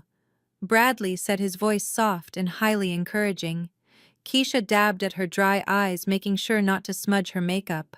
I love my sister, Your Honor, she whimpered, looking up at the judge with a pitiful expression. But I love my nephew Leo even more, and it absolutely breaks my heart to see how he is being forced to live right now. She sniffled. Jada has completely given up on life. She cannot keep a job or a roof over her head and constantly exposes Leo to severe mental breakdowns. Bradley paced in front of the witness stand. How have you and Marcus handled this tragic situation, Keisha? He prompted. Keisha sighed dramatically, leaning toward the microphone. We have had to step up and be the real parents. She lied smoothly without missing a single beat. Marcus is a wonderful, loving father, but he was completely overwhelmed by Jada's aggressive, erratic behavior. Bradley and I have the financial means to provide Leo with everything he could ever need. We built him a beautiful custom bedroom in our home. We bought him warm clothes when Jada sent him to us in filthy rags. Since I cannot have children of my own, I have poured all my maternal love into that little boy. He already calls our house his real home. I sat perfectly still at the defense table, watching my own flesh and blood commit federal perjury. Keisha was not just lying, she was actively trying to destroy my character on a permanent legal record. Bradley asked her to elaborate on my supposed instability to really drive the nail into my coffin. Keisha eagerly launched into a completely twisted version of the events from the past month. She told the judge about the Sunday at our church, claiming I had stormed into the fellowship hall and terrorized the congregation, demanding money. She told the judge about her anniversary party, claiming I showed up uninvited and violently assaulted Bradley in a jealous, unhinged rage simply because he was successful and white. Every single word out of her mouth was a calculated knife twist designed to make her look like a saint and me like a monster. The judge leaned forward, his expression growing more sympathetic toward Keisha with every fake tear she shed. Do you honestly believe your sister is capable of caring for this young child? The judge asked, his tone incredibly gentle. Keisha shook her head vigorously, crying harder and letting a real tear finally fall. No, Your Honor, she sobbed loudly. I am terrified for Leo's safety every single minute he is with her. She needs serious psychiatric help, not a child. If you let her leave this courtroom with him today, I do not know if we will ever see him alive again. The entire gallery gasped at her dramatic conclusion. My mother Shirley nodded firmly from the wooden pews, validating Keisha's horrific lies with her own silent agreement. Bradley looked incredibly satisfied, standing near his binders of fake evidence. He had successfully painted Keisha as the wealthy, stable savior and me as the dangerous, unstable villain. Thank you, Keisha. You are so brave, Bradley said softly. No further questions, Your Honor. The judge looked over at me, his eyes filled with absolute contempt and disgust. Ms. Jada, do you wish to cross-examine this witness? The judge asked impatiently, clearly wanting to get this over with. I looked directly at Keisha, who was wiping her face and staring at me with a hidden smug smirk. She thought she had completely sealed my fate. She thought her theatrical performance was absolutely flawless. I pressed the save button on my encrypted tablet, locking her perjured testimony permanently into the federal database. No, Your Honor, I replied, my voice steady and completely void of emotion. I have no questions for my sister at this time. I watched Keisha step down from the stand, looking triumphant. I let her walk away, believing she had won. She had just willingly thrown herself into the exact same federal trap as her criminal husband, and she had absolutely no idea that her entire luxurious life was about to burn to the ground forever. Call your next witness, the judge instructed, his tone softer now. Bradley nodded respectfully and gestured toward the front row of the gallery. I call Shirley to the stand, he announced. My mother stood up slowly, adjusting the expensive silk scarf Keisha had bought her for this exact occasion. She walked down the aisle, acting like a tragic matriarch forced to make a terrible sacrifice. She stepped slowly into the witness box, placed her right hand on the Bible, and swore to tell the whole truth. She sat down and folded her hands neatly in her lap, refusing to look in my direction. "Thank you for being here today," Bradley began, his voice dripping with reverence. "I know it is difficult to testify against your daughter."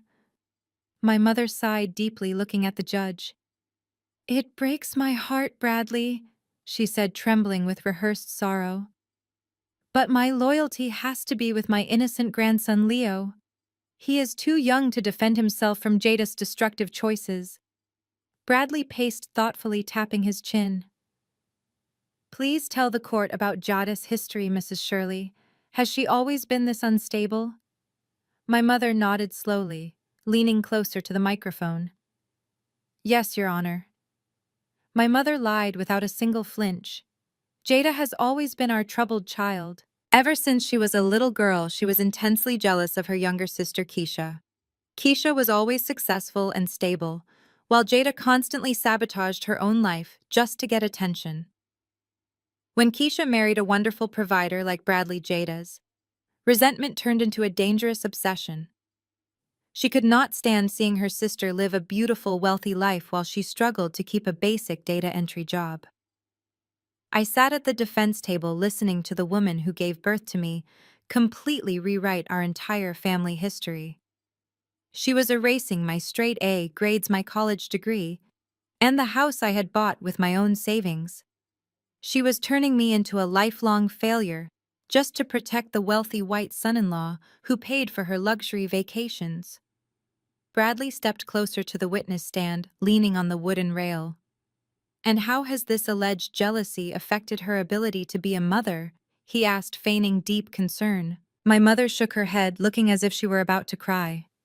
"It has ruined her ability to parent," she stated firmly. "Instead of focusing on raising Leo, she spends all her time making up wild paranoid delusions. When she lost her house because she refused to pay the mortgage, she started screaming that Bradley had stolen it from her. When she got fired from her job for poor performance, she blamed Bradley again. She is completely detached from reality. She drags that poor little boy from cheap motels to homeless shelters, and she refuses to accept any financial help from us out of pure spite. She is unfit to raise a dog, let alone a 5-year-old child." The courtroom was completely silent. The heavy air felt absolutely suffocating. To the casual observer, I was a monster being publicly disowned by my own grieving mother. The judge removed his glasses and rubbed the bridge of his nose. He looked down at me from his high bench, and his face contorted with absolute disgust. He had heard enough. He had seen a wealthy, stable sister and a heartbroken mother both testify that I was a severe danger to my own son. "Mrs. Shirley, what is your recommendation to this court today?" Bradley asked, delivering his final calculated blow. My mother looked the judge directly in the eyes. "Your Honor, I beg you to give full legal and physical custody of Leo to Marcus and Keisha." My mother pleaded, clasping her hands together. "They have a massive home, they have millions of dollars in the bank, and they have endless love to give. If you send Leo back to the streets with Jada, you are sentencing my grandson to a life of misery and potential danger. Please save him." "Thank you, Mrs. Shirley," Bradley said softly, bowing his head. No further questions. The judge turned to me, his patience completely exhausted. "Miss Jada, do you have any questions for your mother?" he demanded sharply. I looked at the woman sitting in the witness box. She had sold my son to a cartel money launderer for a designer coat and a fraction of his wealth. I tapped the screen of my encrypted tablet, ensuring her perjury was permanently saved to the CIA database. "No, Your Honor," I replied, my voice echoing coldly through the room. "I have no questions for her." I watched my mother step down from the stand, completely unaware that she had just permanently sealed her own terrible fate. The heavy wooden gate swung shut as my mother returned to her seat in the gallery. Bradley did not even give her a second glance. He had used her, and now he was moving on to his star witness. I call the petitioner Marcus Williams to the stand. Bradley announced, his voice ringing with triumph. Marcus stood up and practically jogged to the witness box. He was eager to play the heroic father. He placed his hand on the Bible, swore the oath, and sat down, adjusting his tie. He looked at the judge, trying to project the image of a devoted father pushed to the brink. Marcus, thank you for your courage. Bradley started speaking like a war veteran. Can you tell the court what it has been like trying to co-parent with Jada? Marcus let out a rehearsed sigh and leaned into the microphone. It has been a living nightmare, Your Honor, Marcus said, shaking his head sadly. I have tried so hard to be supportive, but Jada is completely out of control. She refuses to work or pay bills, taking her anger out on me and our son. Bradley nodded sympathetically. How did you finally secure a safe environment for Leo? He asked softly. Marcus looked directly at Bradley with an expression of manufactured gratitude. If not for my incredible brother-in-law, Bradley, I do not know what I would have done, Marcus testified thickly. Bradley is the only reason my young son currently has a safe roof over his head. When Jada lost our house due to financial negligence, Bradley stepped in and bought the property to save our family. He is a saint, Your Honor. He opened his massive home, offering us sanctuary from Jada's toxic insanity. I sat perfectly still, letting Marcus dig the federal hole even deeper. Bradley was eating up the praise, puffing his chest out proudly. Tell the court about the day you had to rescue Leo, Bradley, prompted, steering Marcus toward the massive lie. Marcus rubbed his eyes, pretending to wipe away a tear. It was freezing and raining. Marcus lied, his voice trembling. Jada called me, screaming that she was tired of being a mother. She threatened to leave Leo at a bus stop if I did not come get him immediately. I rushed over to her foreclosed house, finding her throwing Leo's toys onto the lawn. She had completely abandoned him mentally and physically. I physically shielded my crying son from the rain while she laughed maliciously. If Bradley had not sent a sheriff to help extract my boy, she might have hurt him. The gallery gasped loudly again. Keisha squeezed my mother's hand tightly. The judge looked absolutely horrified by the gruesome story. It was a complete fabrication, but Marcus delivered it with the conviction of a desperate savior. He had fully embraced his hero role, totally oblivious that he was just a disposable pawn in Bradley's cartel money laundering operation. Thank you, Marcus, Bradley said, placing a gentle hand over his own heart. You are a very good father and a brave man. Bradley turned to the judge, giving a respectful nod.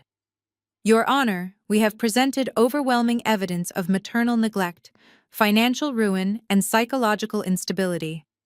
With that, the petitioner officially rests his case. Bradley strutted back to his table, sitting down and flashing an arrogant smile in my direction. He firmly thought the trial was over. He believed he had completely buried me under perfectly orchestrated lies. The judge slowly turned his stern attention to me. His weathered face was devoid of any remaining patience or sympathy. Ms. Jada, you have heard the severe allegations brought against you, the judge said strictly. The petitioner has officially rested. You now have the right to cross-examine Marcus Williams before I make my final custody ruling. Do you have any specific questions for your ex-husband? The entire courtroom held its breath, waiting for me to break down crying or throw a tantrum. Keisha leaned forward eagerly, desperate to watch my final collapse. I did not shed a single tear. I slowly stood up from the defense table, casually buttoning my cheap gray suit jacket. I looked at Marcus sitting in the witness box wearing a smug, victorious grin.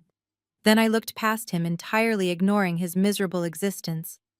No, Your Honor, I do not have a single question for Marcus, I announced, my steady voice echoing clearly through the silent room.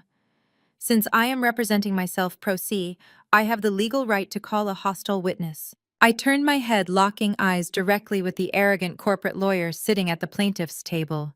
He did not know what was about to happen. I have a few questions for Mr. Bradley himself. The judge blinked, clearly taken aback by my bold request. Ms. Jada, it is highly unusual to call opposing counsel to the witness stand, the judge warned, his voice echoing with stern authority. You must ensure your questions are strictly relevant to the custody of the minor child. I nodded respectfully, keeping my hands clasped in front of me. They are entirely relevant to the safety and environment my child would be subjected to, Your Honor, I replied. Bradley let out a loud, arrogant laugh that filled the quiet room. He patted Marcus heavily on the shoulder and stood up confidently, adjusting his expensive silk tie. It is perfectly fine, Your Honor, Bradley said smoothly, projecting total patience. If the mother needs to ask me a few simple questions to feel better about this legal process, I have absolutely nothing to hide. He walked to the witness box with the arrogant swagger of a wealthy celebrity. He placed his left hand on the Bible, swore the official oath, and sat down, crossing his legs comfortably. Make it quick, Jada. He sneered quietly as I approached the wooden podium. I have actual paying clients waiting for me at my law firm. I placed my encrypted tablet gently on the podium. I did not ask him a single thing about Leo. I did not ask him about my parenting skills or the fake psychiatric evaluation he had submitted.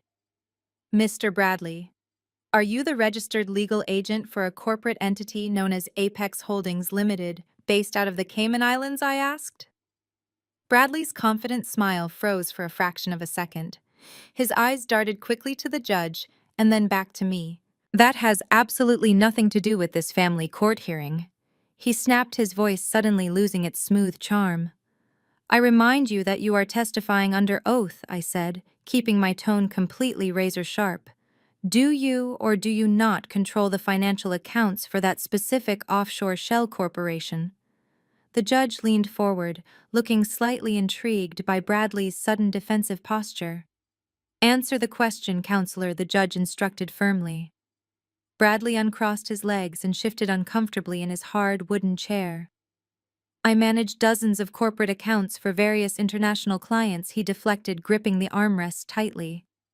I cannot be expected to memorize every single routing number or shell company name off the top of my head. I nodded slowly, tapping the bright screen of my tablet. Let me refresh your memory then, I said. Let us talk about the foreclosed residential property you recently purchased through that exact shell company. Let us talk about my former house. Bradley swallowed hard, a bead of sweat forming on his brow. What about it? He asked defensively. We bought the debt to protect the family real estate investment. I looked directly into his eyes, letting the heavy silence hang for a brief moment. On the night of Tuesday, October 14th, at exactly 2 a.m, did you or did you not authorize a team of 4 armed men to access the detached garage of that property? I asked loudly. Bradley's face turned completely pale. The arrogant color drained right out of his cheeks, leaving him looking like a terrified ghost. He stared at me, realizing I knew his darkest secret. I took a step closer to the witness stand, pressing my deliberate attack. And did those armed men deliver 4 heavy steel briefcases containing exactly $10 million in illicit cartel cash to be laundered through your law firm? I demanded, my voice ringing clearly off the high ceiling. Objection, Bradley shouted, jumping aggressively out of his chair. This is completely outrageous, Your Honor. She is a delusional, unemployed mother trying to slander an officer of the court with completely fabricated spy stories. This is exactly the severe paranoid schizophrenia I documented in her medical file. The judge banged his heavy wooden gavel loudly, demanding order as the gallery erupted into shocked whispers. Keisha gripped the wooden railing, looking completely terrified and utterly confused. My mother Shirley gasped deeply, clutching her chest in horror. Marcus looked completely lost, staring blankly at his brother-in-law. Ms. Jada, you are making massive federal accusations, the judge warned, his voice booming. You better have absolute proof, or I will have you arrested right now. I stared at the judge. I am aware of the consequences, Your Honor, I replied calmly. Answer the question, Mr. Bradley. Bradley gripped the edges of the stand. He pointed a shaking finger at me. I absolutely deny these insane allegations, Bradley screamed. I have never heard of Apex Holdings. There are no steel briefcases. You are a psychotic liar. I smiled. He had committed federal perjury perfectly. I did not let him breathe. I tapped my screen again, scrolling through the encrypted ledger Agent Miller sent directly to my tablet. Your denial is noted for the record, Mr. Bradley, I said, my voice slicing through the tension. Let us move on to specific wire transfers then.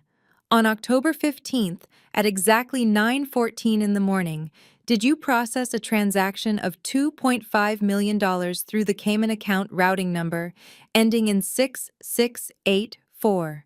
And did you then disperse those illicit funds into 3 separate dummy corporations registered directly under your law firm? Bradley slammed his hands down hard on the wooden rail of the witness stand. The loud crack echoed through the courtroom, making Keisha jump violently in her seat. You are completely out of your mind, he screamed, his face twisting into an ugly mask of pure rage. Your Honor, are you going to let this unemployed lunatic stand there and accuse me of federal crimes? I am a respected corporate attorney. She is a psychotic, homeless woman making up ridiculous spy stories because she knows she is a terrible mother. I took another deliberate step forward, closing the physical distance between us. I am just asking simple questions about your corporate finances, Bradley, I replied, keeping my tone calm. Why are you acting so incredibly defensive? If you have nothing to hide, then explain to the court why your personal encrypted cell phone pinged off the cellular tower located exactly 2 blocks from my foreclosed garage at 2 in the morning on the exact night of the cash drop. Explain why you specifically instructed Marcus to sign the primary leasing documents for that property. Were you intentionally setting up your own brother-in-law to take the ultimate fall for your international cartel money laundering operation? Marcus shot up from his wooden chair at the plaintiff's table. His jaw dropped open as he stared at Bradley in sheer terror. Wait, what are you talking about? Marcus stammered, his voice shaking uncontrollably. Bradley, did you secretly put my name on those property documents like she is saying? Shut your mouth, Marcus Bradley barked, glaring at his brother-in-law with pure venomous hatred. Do not listen to a single word she says. She is having a severe schizophrenic breakdown right in front of us. Bradley quickly turned his furious, panicked gaze back to the judge. His chest was heaving, and he was sweating profusely through his expensive suit. Your Honor, I demand that you end this absolute circus right now, Bradley shouted, pointing a shaking manicured finger directly at my face. I demand that you hold this woman in immediate contempt of court. She is making a complete mockery of the judicial system. Look at the psychiatric records I provided. She belongs locked away in a straitjacket, not standing inside a federal courtroom. I demand full physical custody of the minor child, and I want her arrested right now for severe perjury and malicious harassment. Judge Thomas was visibly vibrating with intense anger.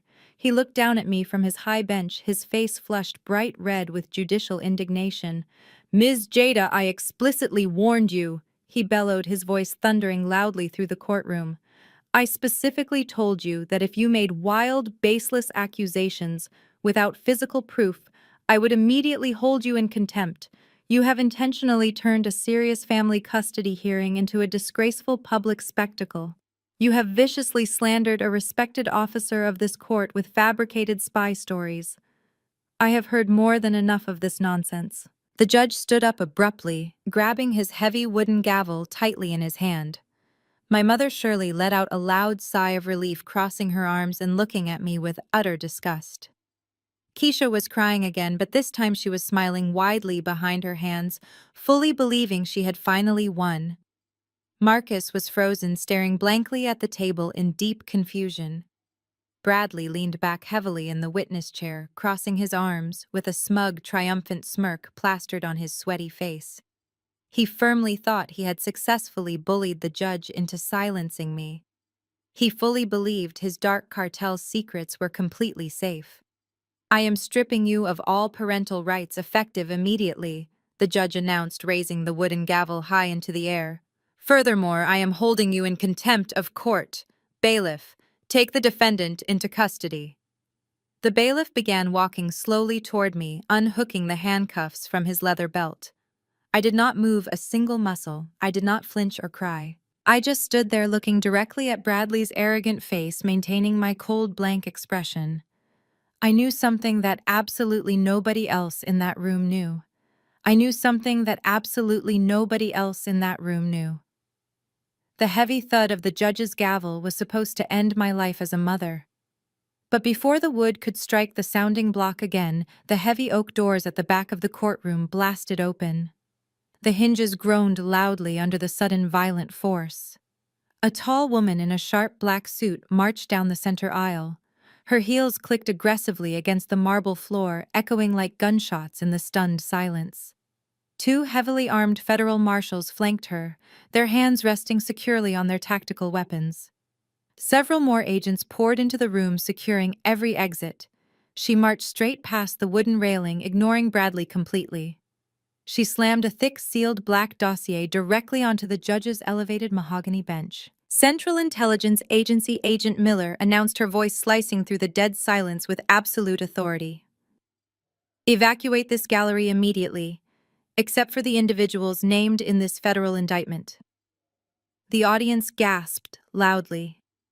The courtroom deputies stood frozen, unsure of how to react to a sudden federal intrusion in a local family court. Judge Thomas dropped his gavel, his mouth hanging slightly open. "What is the meaning of this disruption?" the judge demanded, trying to regain control of his courtroom.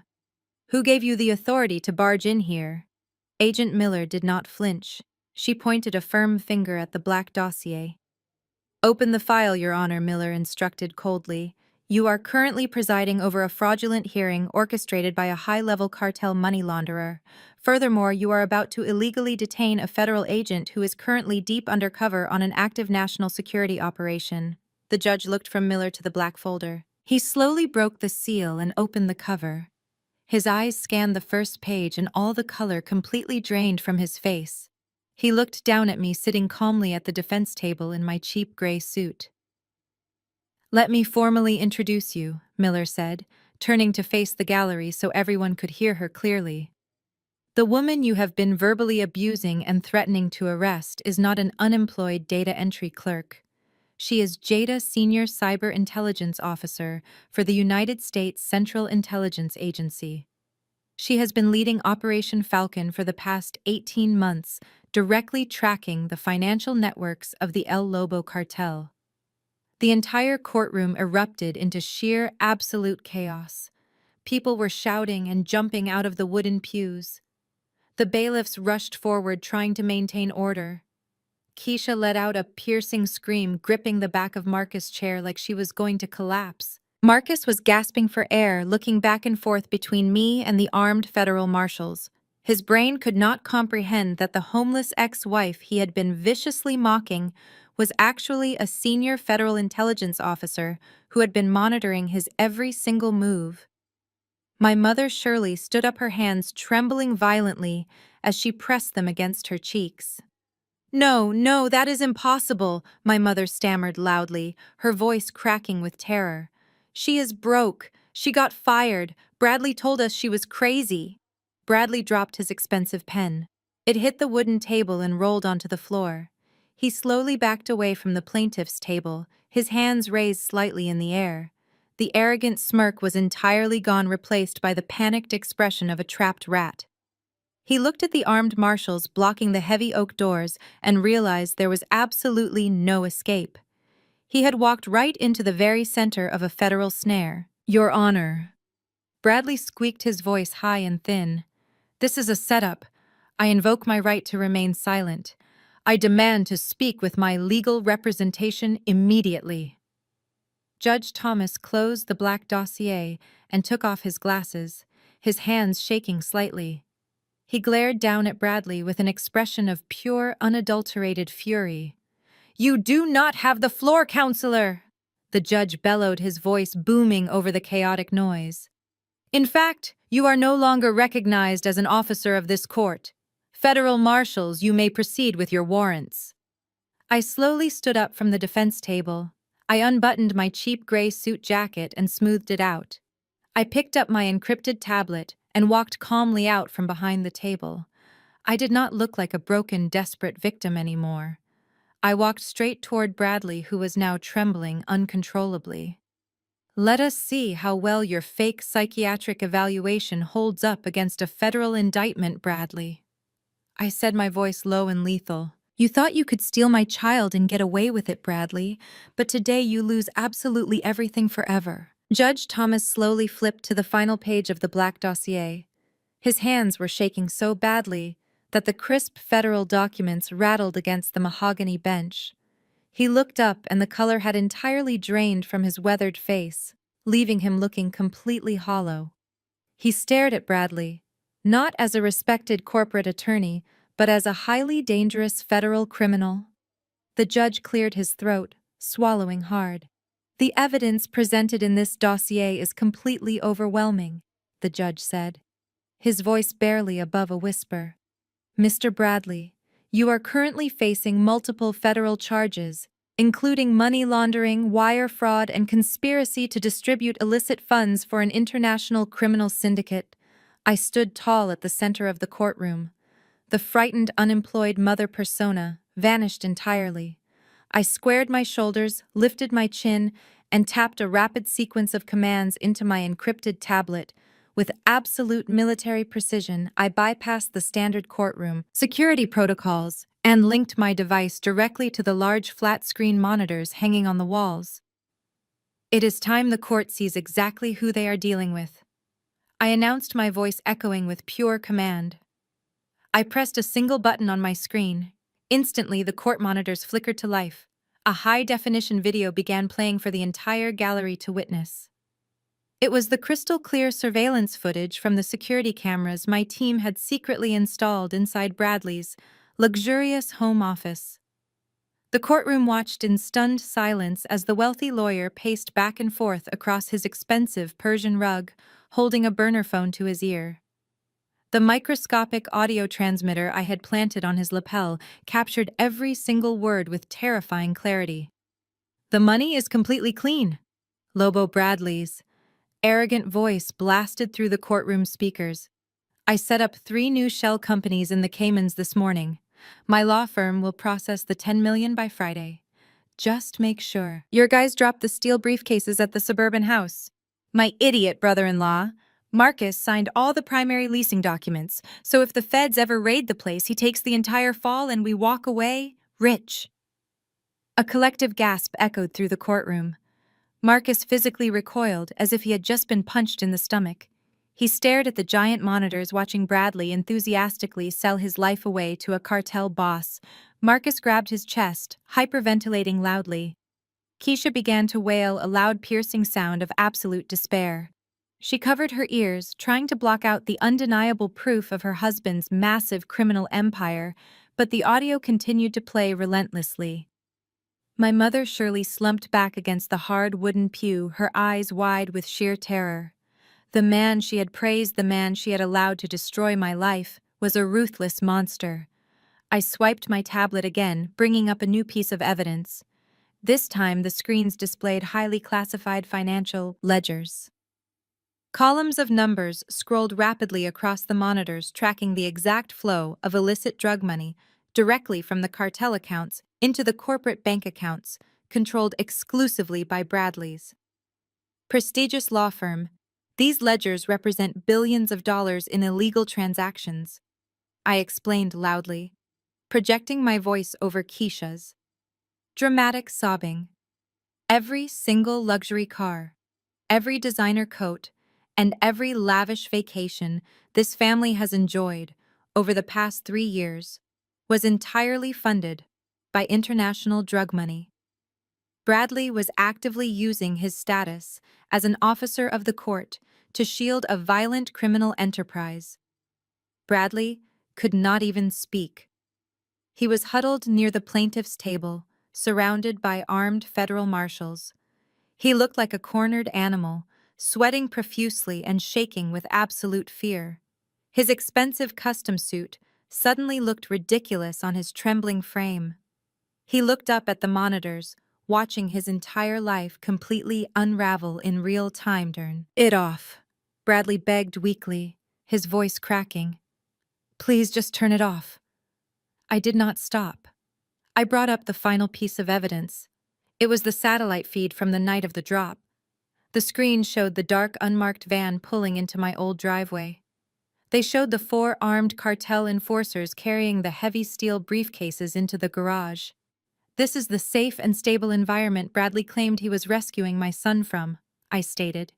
Staring directly at the judge, he filed a fraudulent emergency injunction and submitted a fabricated psychiatric evaluation just to ensure he had unrestricted access to this drop site. He was perfectly willing to risk the lives of my family just to keep his cartel bosses happy. The judge looked absolutely sick to his stomach. He removed his glasses and rubbed his eyes, overwhelmed by the sheer magnitude of the corruption. The judge looked absolutely sick to his stomach. He removed his glasses and rubbed his eyes, overwhelmed by the sheer magnitude of the corruption playing out right in front of him. I turned off the large monitors, allowing the dark screens to reflect the terrified faces of my family. Bradley was gasping for air, gripping his chest as if his heart was giving out. "Did you honestly think you outsmarted me, Bradley?" I asked, my voice echoing through the silent federal courtroom. "Did you really believe that a highly trained intelligence officer would just forget to pay her mortgage and let you kick her out into the freezing rain without a fight? You thought you were a brilliant corporate mastermind preying on a helpless single mother, but you were nothing more than a blind rat walking directly into a federal trap." I walked closer to the plaintiff's table, looking down at the man who had tried to destroy my life. "I let you take that house, Bradley." I revealed the truth, hitting him like a physical blow. "The moment we intercepted your communications with El Lobo and realized you needed a suburban drop site, I intentionally defaulted on my bank payments. I knew you were monitoring my finances. I knew you would use your shell company to buy the debt. What you did not know is that before I packed my suitcase and walked out the front door, the CIA spent 3 entire days rigging that property. We embedded military-grade fiber optic cameras in the drywall. We placed thermal sensors in the garage ceiling. We wired the entire foundation with seismic audio transmitters. You did not steal my home, Bradley. You willingly purchased a fully operational federal wiretap and handed us the exact evidence we needed to dismantle your entire international syndicate." Bradley buried his face in his trembling hands, letting out a pathetic whimpering sound. The arrogant, wealthy savior of our family was completely broken, but I was not finished. I turned my attention to the man sitting completely frozen next to him. Marcus was staring at me with wide, unblinking eyes, his chest heaving with panic. I tapped my encrypted tablet one more time and a new document appeared on the large courtroom monitors. It was the official corporate leasing agreement for the foreclosed property. At the very bottom of the page was a large, bold signature: Marcus Williams. "Take a really good look at that screen." "Marcus," I instructed, my voice sharp and unforgiving. "That is the legal document binding the owner of the property to the $10 million in cartel cash currently sitting inside that garage. You signed that paper because Bradley told you it was just a standard tax write-off for his prestigious law firm. He smiled at you and promised it would help secure Leo's future. But look at the corporate title above your signature. Marcus. You are listed as the primary sole proprietor of Apex Holdings Limited." Marcus stood up so fast his wooden chair crashed backward onto the marble floor. He pointed a shaking finger at the screen and then turned to look at Bradley. "You set me up!" Marcus screamed, his voice cracking with sheer terror. "You told me you were helping me get custody. You told me I was part of the family. You used my name so the cartel and the federal agents would come after me instead of you." Bradley did not even look up. He just kept his face buried in his hands, shaking his head back and forth. "You are a dead man, Bradley," Marcus roared, lunging across the table. Federal marshals immediately intercepted, Marcus slamming him hard against the wooden surface and pinning his arms behind his back. Keisha was standing in the front row of the gallery, screaming hysterically. Her perfect blonde hair was a messy tangle, and her expensive makeup was completely ruined. She reached out toward Bradley, begging him to tell her it was all a lie. "Tell them you did not do it, Bradley," she shrieked. "Tell them we are innocent." But there was absolutely no lie left to tell. The massive house of cards had completely collapsed. The millions of dollars, the designer clothes, the sprawling mansion, and the country club memberships were all built on the blood money of a violent cartel, and now the United States government was seizing absolutely everything they owned.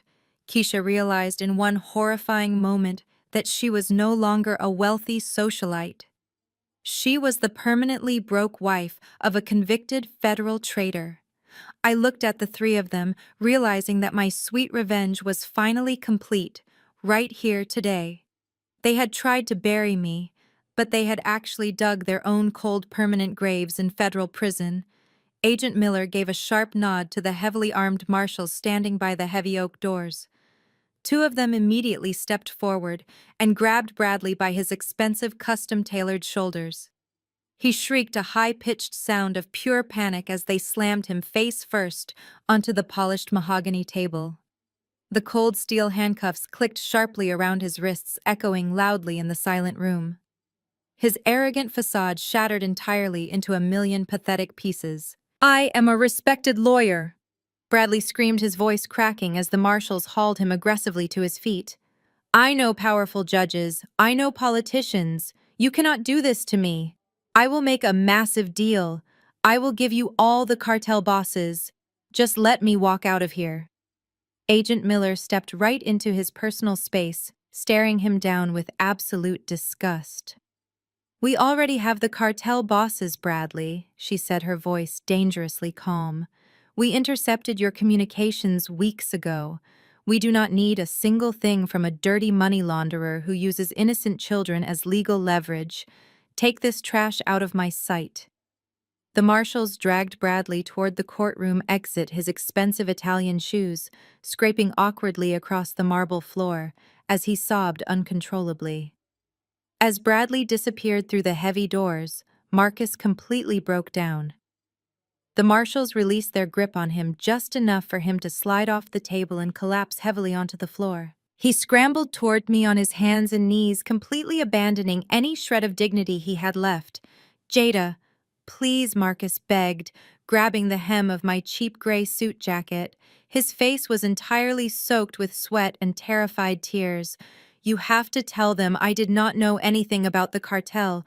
I am the father of your child. You cannot let me go to a federal prison. The cartel enforcers will kill me in there before I even see a trial." "I did not know about the dirty money, Jada, I swear to God." I looked down at the pathetic man who had cornered me in the church parking lot and threatened to destroy my entire life for a minimum-wage janitor job. I stepped backward, pulling my jacket violently out of his desperate grip. "You knew exactly what you were doing, Marcus," I replied, my voice completely devoid of any sympathy. "You eagerly sold your own flesh and blood for a free room in a luxury mansion. You let another man use your signature to hide his dirty cash because you were too lazy and cowardly to provide for your own family. You chose the wrong side, and now you are going to a maximum security facility where you belong. You will never see Leo ever again." Keisha was still standing in the gallery, but the brutal reality of her new life was finally crashing down on her. Another team of federal agents entered the courtroom, holding a thick stack of official asset forfeiture warrants. A stern agent approached Keisha and handed her a formal document. "We are officially seizing the estate, the bank accounts, the luxury vehicles, and all personal assets purchased with illicit cartel funds," the agent stated mechanically. "You have exactly 1 hour to vacate the premises before it is locked down as an active federal crime scene." Keisha dropped the paper as if it were on fire. She let out a guttural scream of absolute horror. "No, you cannot take my beautiful house," she wailed, clutching her cashmere coat as if the fabric could protect her from poverty. "My rich friends, my country club, my entire life. I have absolutely nothing left." She fell hard to her knees in the center aisle, sobbing violently into her perfectly manicured hands. She realized that the wealthy, stable savior role she had proudly played on the witness stand was nothing but a pathetic, fragile illusion. Her husband was going away for the rest of his natural life, and she was completely destitute. Through the sheer chaos, my mother Shirley slowly stood up from the wooden pew. She looked at Keisha crying hysterically on the floor, and then looked at me standing tall and completely victorious. She suddenly rushed forward, her arms wide open with fake tears streaming down her aging face. "Oh, my beautiful, brave daughter," my mother cried, stepping quickly past the wooden railing. "I am so incredibly sorry, Jada. I was just so confused. Bradley manipulated all of us. He lied to me. Please forgive your mother, baby. We are family. Let me just give you a hug." As she reached out to grab me, I took a swift, deliberate step backward. I raised my hand, putting a firm physical barrier between us. My mother froze, looking at my raised hand with utter shock. "Do not ever touch me," I said, my voice dropping to a freezing temperature. "You sat in that witness box and testified under federal oath that I was a crazy, unfit mother. You handed me a $50,000 bribe to walk away from my only child. You chose a wealthy criminal over your own daughter because you worshipped his dirty money and his fake status. You are not my mother anymore." I turned my back on her, completely cold, leaving her standing alone with her arms wrapped around absolutely nothing. I walked back to the defense table and methodically packed my encrypted tablet and my legal files into my worn leather briefcase. The courtroom was still buzzing with chaotic federal activity. Armed agents were tagging evidence and securing the perimeter. I snapped the brass locks of my briefcase shut and turned around to face the two women who had made my life a living nightmare. Keisha was still sobbing uncontrollably on the hard marble floor, clutching her seized asset paperwork as if her life depended on it. My mother was standing rigidly nearby, her face pale and heavily streaked with dark mascara. "You both made your bed," I said, my voice cutting through Keisha's pathetic wailing. "You sold your souls for designer handbags, luxury cars, and a mansion paid for by cartel blood money. You wanted that fake high society lifestyle so badly that you were willing to throw an innocent 5-year-old boy to the wolves. You let a criminal convince you that I was crazy." Keisha looked up at me, her eyes wide with desperation, but I did not let her speak. "Bradley is going to a maximum security federal prison," I continued coldly. "But the cartel bosses he stole from are still out there, and they are going to be looking for their missing $10 million. On top of that, the Internal Revenue Service is going to audit every single penny you ever touched. They will seize your bank accounts, your jewelry, and your retirement funds. You are going to spend the rest of your miserable lives looking over your shoulders in pure paranoia and scrubbing toilets just to pay off your massive federal tax debt. Do not ever try to contact me or my son again. You are entirely dead to us." I turned my back on them and walked down the center aisle without a single ounce of regret. The heavy oak doors swung open for me, and I stepped out into the sunlit marble hallway. Agent Miller was waiting near the elevators, giving me a highly respectful nod for a mission perfectly executed. We took the private secure elevator down to the underground parking garage. A black armored federal SUV was idling near the exit. The heavy steel door popped open. My trusted friend was sitting in the back seat, and right next to her was my beautiful son, Leo. He was holding his favorite blue blanket, the very same blanket Keisha had tried to throw in the garbage. "Mommy," he yelled, reaching his little arms out. I climbed into the back seat and pulled him tightly into my chest, inhaling the sweet scent of his hair. "We are going home, sweetie," I whispered, kissing his forehead. The doors locked with a heavy metallic thud, and the driver pulled out into the bright Atlanta afternoon, leaving the complete wreckage of my toxic family far behind us. Listen to me very closely. If you are watching this right now, and you are dealing with narcissistic family members who constantly belittle you or try to tear you down, you need to understand your own absolute power. Sometimes the people who share your blood are the exact same people who will happily sell you out for their own selfish gain. They will gaslight you. They will try to convince the world that you are the crazy one just to hide their own massive insecurities and dark secrets. You do not owe them your sanity. You do not owe them your peace. You owe it to yourself to set an impenetrable boundary and walk away. People always say that living well is the best revenge. But sometimes the absolute sweetest revenge is simply sitting back in total silence and letting toxic people completely destroy themselves with their own arrogance. They will always underestimate a quiet person. Let them think you are weak. Let them think they have won the battle. While they are busy bragging about their fake success, you just keep building your empire in the shadows. When the time is right, you strike with absolute precision and you take back everything that belongs to you. Have you ever had to cut off a toxic family member to protect your own peace and sanity? Tell me your incredible story in the comments below, because I read every single one of them. If this story resonated with you, hit that like button and subscribe to the channel for more stories of absolute justice and sweet revenge. Remember to always protect your energy, know your true worth, and never let anyone make you feel small. I will see you in the next video. The most profound lesson to emerge from Jada's harrowing journey is that sharing DNA does not automatically guarantee loyalty, love, or even basic human decency. Society constantly pressures us to endure mistreatment from relatives under the guise that family is everything.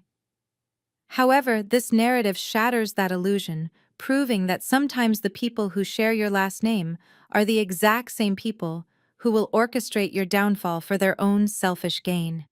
Jada's mother's sister and ex-husband completely discarded her and her son for the illusion of wealth status and the approval of a manipulative criminal. This story teaches us the critical importance of establishing radical boundaries and recognizing our own self-worth in the face of narcissistic abuse.